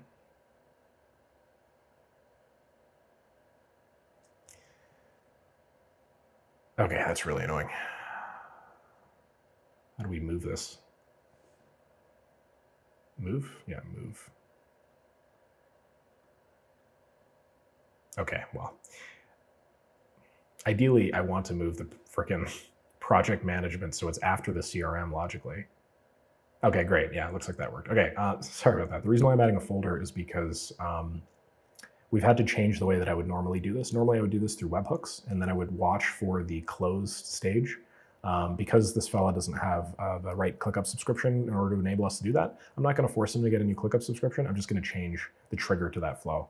The trigger to that flow, instead of being a webhook, is now going to be the watch tasks module. However, the watch tasks module can only filter by space, folder, list, or task. I don't want to set up 2 watch task modules, so I don't want to have 2 of these scenarios, one in the event shoot CRM and then another one in the content strategy CRM, just because I believe that that would be sort of silly. And I'd always try to minimize the stack as much as humanly possible and have only one trigger to a flow. And so what I'm doing is I'm filtering it by folder, and then I'm selecting photography. And then I'm going to select CRM. What I'm looking for is when a task status is updated. Click save. Ideally, you would name this something more descriptive than my tasks webhook. But then I'm going to run this once, and then I'm going to go into just one of these and change the status. And I'm going to pretend it's closed. I'm going to go back to this scenario here, and you'll see that it received the event along with the task ID that we can use. The issue with doing what I just did, though, is I need to go back into all of these, and I need to now select the folder. And when I do this, there's a possibility that I may have to re-enter all this information, in which case that would blow. So let's see.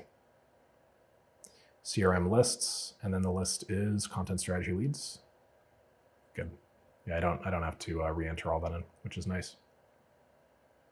Wonderful, wonderful. So I'm just going to update the folder that I'm selecting in all of these. And then I will also reselect the list, because a lot of the time ClickUp can be sort of annoying with this if you don't. So there you go, selecting the CRM again. We're going to go back to content strategy leads here. Save this whole flow, watch, save again. Then I'm going to go to the discovery call booking scenario here, and then change the folder as well. Yeah, as you can see, there's a fair amount of back and forth when you make these upstream changes, and that's why I was recommending that you minimize this as much as possible. This simple act alone is probably adding another 5-ish minutes to, maybe not 5 minutes, just this in and of itself. But simple acts like these do commonly add 5 to 10 minutes to what should otherwise be relatively simple flows, right? You'll also notice that if you look at this from a bird's eye view, none of these scenarios are very complex. They all cap out at, I think, like 10 modules. That's the most complicated one. If you ever find yourself making modules or scenarios with more than 10 modules, odds are you're just making one do way too much. Better to split them up so that everyone has its own specific function. Some people will complain that you'll be a little too operationally expensive this way, but I say the few additional ops that you're spending is totally worth the maintainability bonus. Additionally, I'm sure you are spending a few more operations, but you're also doing a lot more error, like better error handling, where if there's an error in one part of the flow, it doesn't impact like the entire flow. So a lot of the guys that are watching this, I've looked at some of your guys' YouTube channels and some of the people that have subscribed that have left comments that do make.com stuff and record videos on it. A lot of your guys' flows are really, really big. Like they might have like, I don't know, 50 or 60 modules and they have a bunch of routers inside. I would just encourage you to stay away from that however possible. Use switch modules and then use the sorts of design patterns that I'm showing you here because it's just much more maintainable. And if something screws up early on in the flow, it doesn't really impact the rest of it. Anywho, so that's me waxing poetic. I'm going to watch these tasks. And then what I'm looking for here is specifically, I'm looking for the field after and the status to be closed. So I'm going to use that as my filter. Now, when that happens, what do I want to do? Well, I want to do two things. Number one, I want to get the task. That'll enable me to basically pull all of the data from the task and then get a bunch of information. And then two, I actually want to recreate that task in the project management space. So I'm going to say this is closed. And then if we look into history items and then after, and then if the status is equal to closed, then proceed. Then I'm going to get the record. And after I get the record, what I want to do is I want to recreate this whole record. So I basically want to create a new record. And I want to create in the project management space now instead. Now you can use ClickUp automations for this. You don't have to use the make system that I'm setting up here. But I prefer if I'm handling some of my stuff in make. So if I'm handling 90% of my stuff in make, might as well handle 100% of my stuff in make. Again, just makes it a lot more maintainable. We're actually not going here. We're going to folderless list and then project management. It makes it a lot more maintainable, and maintainability is the main issue that a lot of people have with make.com. We're not going to create a subtask. The task name, so I actually have to run this now to like get some of the data. So I'm just going to go example, save. I'm going to unlink this. I'm going to run this, and then I'm now going to change one of these records. We'll do intake to start. That should run the scenario. We're also going to run it again and then change intake to closed. This is going to pass through. We're going to get the task, and now we get all the fields from the task. So now we can connect this to its subsequent module, and now we have access to all of the fields previously. So the task name for this is I'm going to go if empty, and we're going to go down to company name right here.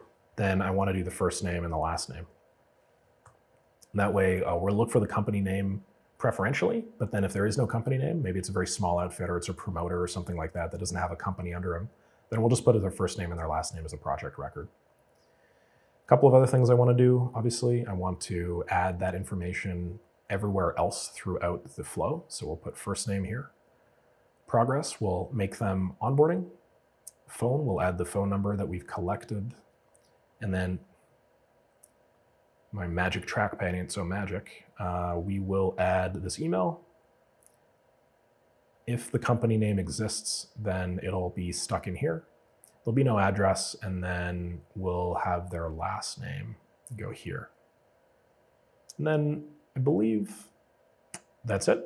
All I want to do now is I basically want to, I'm going to do an interesting design pattern here. I'm going to iterate over some subtasks. Oh, actually, no, I'm not going to do that. What I'm going to do is I'm going to get the task. Sorry about this. I'm going to create a Google Drive folder. There you go. This is what I wanted to do. I'm going to create a folder. There we go. I'm going to go here. Never mind, then I'll just make it here. I don't want to update this. New folder location. I'm just going to make this backslash. Okay, I guess I do have to update this. That's unfortunate. What I want to do is I want to have a Google Drive folder that houses all of the information here. And so we're going to do the same thing that we did earlier. Actually, yeah, we're going to go if empty company name, then write first name, last name. And then I want to share this folder. And then I want the role to be writer. And then we could segment this by domain so that only people that are in a specific URL or a specific domain that we want is accessible. But for now, I'm just going to say everybody has write access to this. Maybe I'll just do everybody. No, I'll do write access for now. So the reason why I do this is because what I want to happen is every time a new project gets created, I want to create a Google Drive folder. And then when I create the task, I actually want to go into ClickUp and then add that Google Drive folder to the project that we just created so that anybody on the team has one centralized resource to place all of their data. So let's say Google Drive. Let's add that column.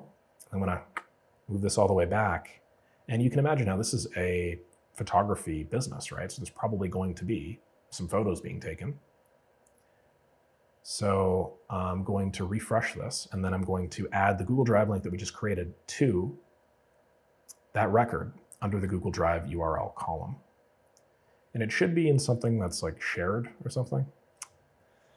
I don't actually remember how to access a web view link, I think. Okay, I'm just going to do web view link. We'll roll with it. Okay, and then I'm going to click run once, and then we're going to do an example, and we're going to assume that we just closed a content strategy lead worth $1 million bajillion. Called Nick Saraf. I'm going to move this to intake first. It's going to run once, but nothing's going to happen. And I'm going to run it again and then move this from intake to closed. We're going to run, we're going to make the Google Drive folder, and we're going to add the Google Drive folder and the new record into the project management space, which we just did. You'll see there's now a Google Drive folder, which anybody in the team will have access to so that they can upload files, maybe photos, that sort of thing. And then we're also going to remove this address field and then delete this old record. Last thing I'm going to do is I'm going to create a couple of subtasks. And the way I'm going to do that is I'm going to make use of an iterator. And I'm just going to make my own array. And this is a very simple and sort of like dirty design pattern. But I just want there to be a couple of different subtasks to this. I want there to be, like hypothetically, just to show the client what's possible, because I want to be able to upsell them later on. So I'm going to say, what's a good task?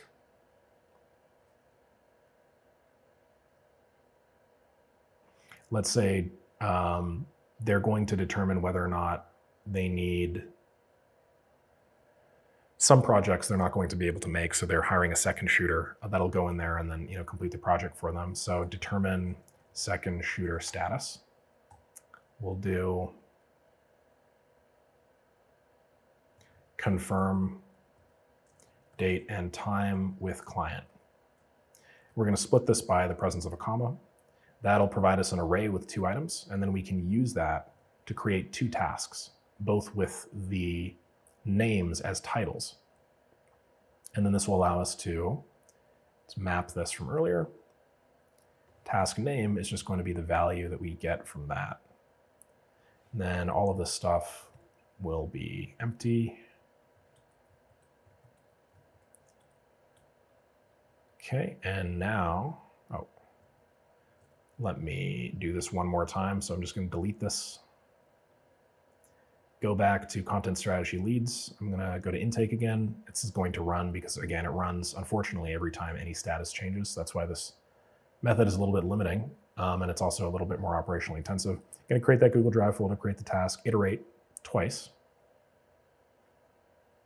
There's that first time, there's that second time. If we go back to the project management space now, we now have a new record created in the onboarding progress stage. And then you'll see that there's now determined second shooter status and then confirm date and time with client. So there are actually 2 tasks here.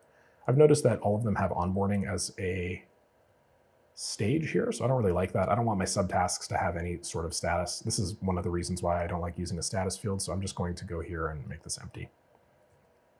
Awesome. So that is going to be our onboarding, simple onboarding process. Somebody should be assigned to this, actually. Yeah, let me just make sure somebody's assigned to this. If nobody's assigned to something in your CRM, that's a problem. Awesome. Great. And then I'm not going to do this, as I mentioned earlier. Yes, really.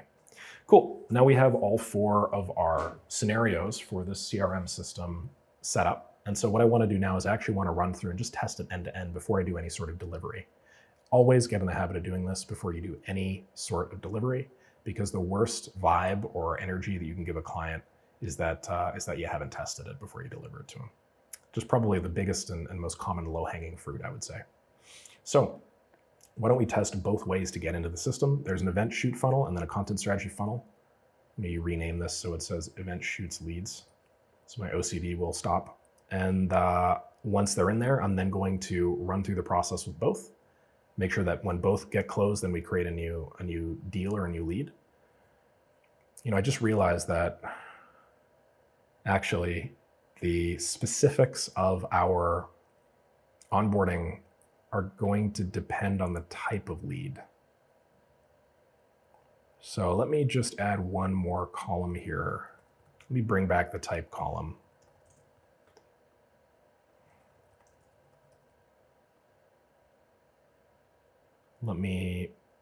That makes sense, right? We got two different types of clients. Some of them are going to be event shoot, some of their corporate strategy. Event shoot leads are going to have determined second shooter status, confirmed date and time with client. And then maybe content strategy leads are going to be a little bit different. Okay, this is the last thing we're going to do before we run through it end to end. So here we're going to do switch, and then if the input to this is, if the list name that we're getting this from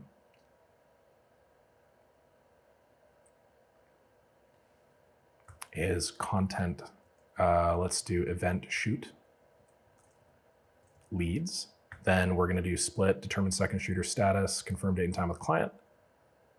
And then if it's content strategy leads, then we're going to do, instead of determine second shooter status, we're going to say book site tour. And then we'll do create or complete content audit. There you go. Yeah, I remember him mentioning that he did something like that. I'm going to check the space names, or list names, event shoots leads. Yeah, that's a problem there because I didn't put that in. And why don't we just change this name because this is grammatically incorrect. Make sure this says event shoot leads, good. This one says content strategy leads, good. And now we should have a differential here, where if it's a content strategy lead, our array that we're iterating over is going to be the things that are specific to content strategy, like booking a site tour, completing a content audit. And then if it's specific to an event shoot, it's going to be determined second shooter status, confirm date and time with client. Okay, nice. So now all we have to do left is test the system. And that's pretty straightforward, right? So I'm going to delete all of the records in this whole thing. Make sure that we got nothing. And then I'm going to run through the form.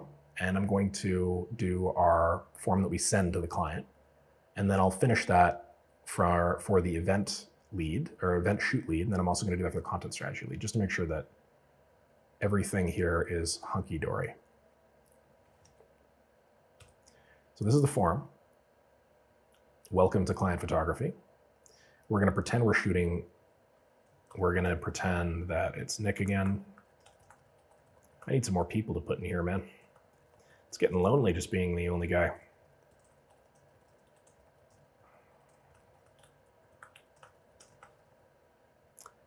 Looks good. We're going to say it's 3 hours. We're going to select a date and time in this calendar. The 14th at, I've used that a lot. Let's go here. Let's go 9 p.m. I'm going to pull all my info in. And then let me just make sure all these scenarios are on. All these scenarios are on. So why don't I actually just open them all and then run them as well. I guess I only really need these three.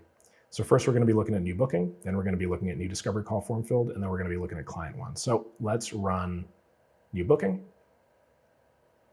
And let's schedule the event. Now that it's scheduled, it should automatically finish. We did grab the type form response.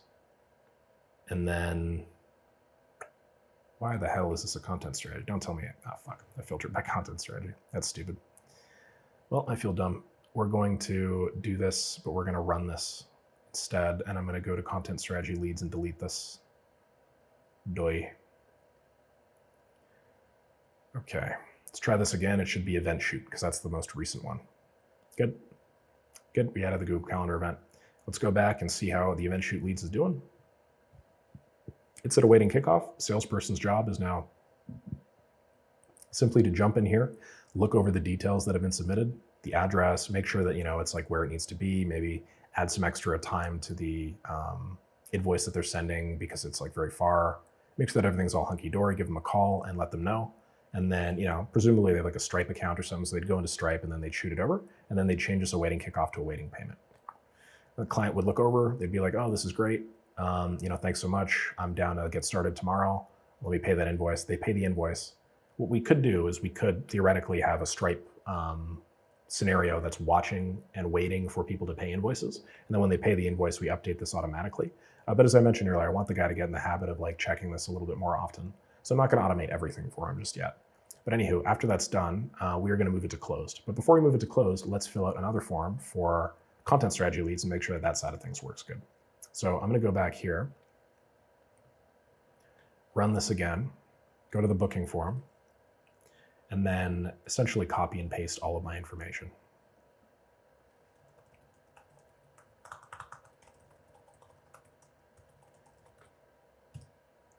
I'm going to book a free strategy session. Go to the 15th, you'll notice that between the hours of 9 p.m. Or 8 p.m., I think, to like 10 or something like that, we're booked up. We can't. So wait a second. I feel like I'm missing something. Where's that question that asks me how long the event was supposed to be? I feel like I didn't fill that out. Right? Did I fill that out? I don't even remember. If I did fill that out, then when I created that Google Calendar event a second ago, then that should have overwritten that time.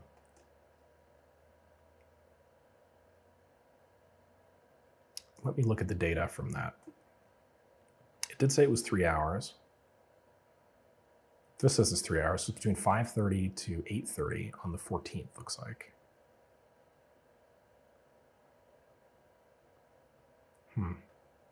Weird. I guess I was looking at the 15th and not the 14th, or... There we go. We're not feeding in the right Calendly. Knew it.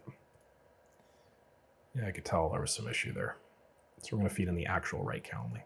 Okay. So I'm actually, again, if there's ever any problem in the testing phase, I go back and then I retest. And I basically just continuously retest until I've determined or I've like completed everything with no problems. Because if you think about it, I mean, this is what the client's going to do anyway, right? So you can't really screw that up. Okay, yeah, this is right now. It's on the 15th between 8 to 11. Good. So let me just make sure that that is good inside of here. So it's 2 p.m. to 5 p.m. just because my time zones are really messed up.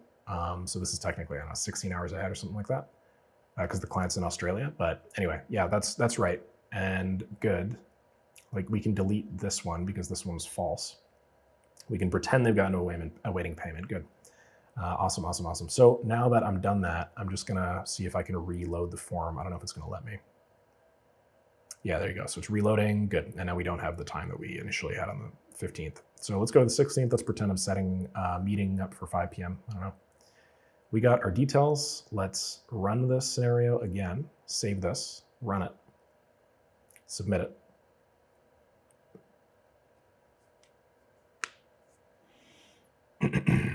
We're getting the response. There's some issue with Calendly again.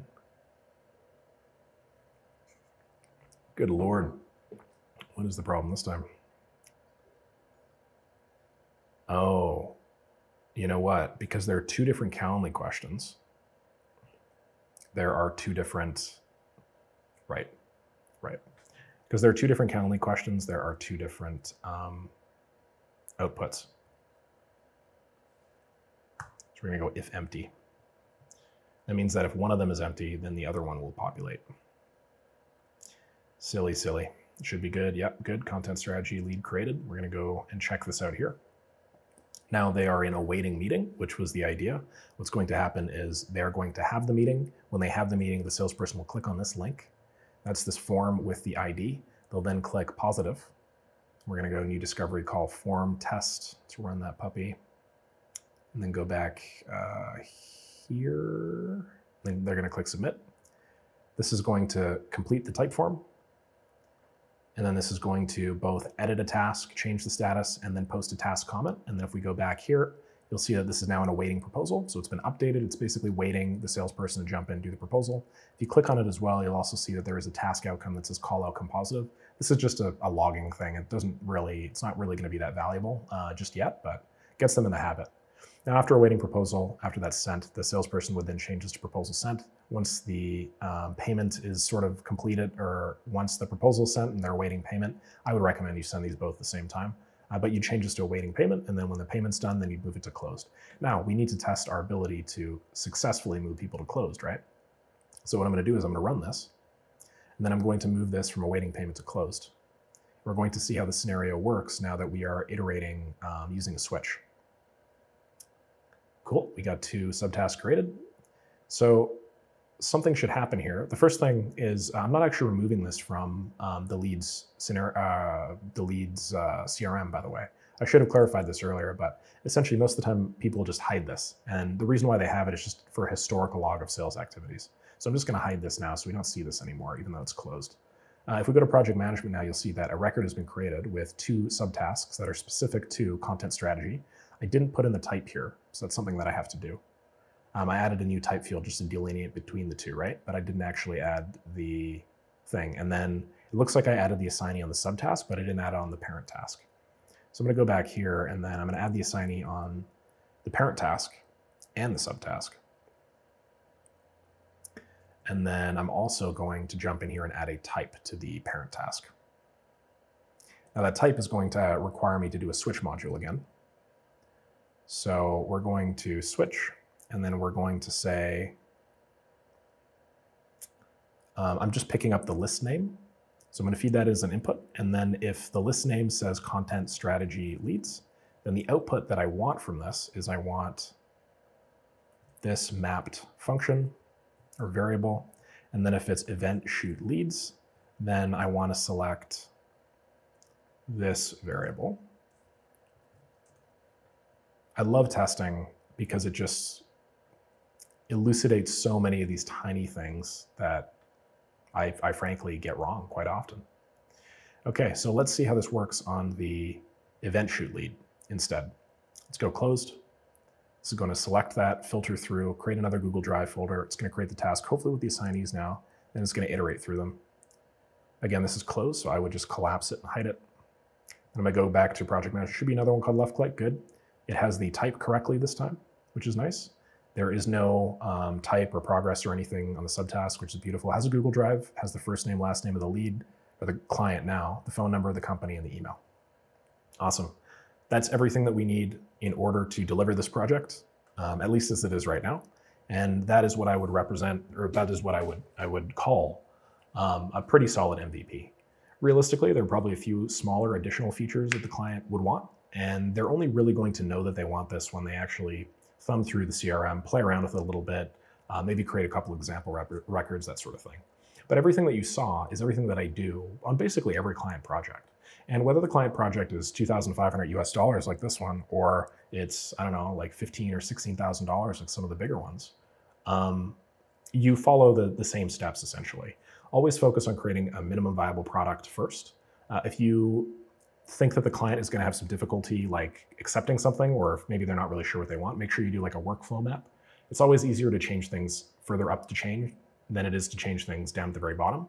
And the whole idea is let's like crystallize the picture early with the mind flow or mind map, and then crystallize it further with the MVP. And then finally, like when the client wants a couple tiny little changes made, that's okay. It only takes you 5 or 10 minutes or something like that.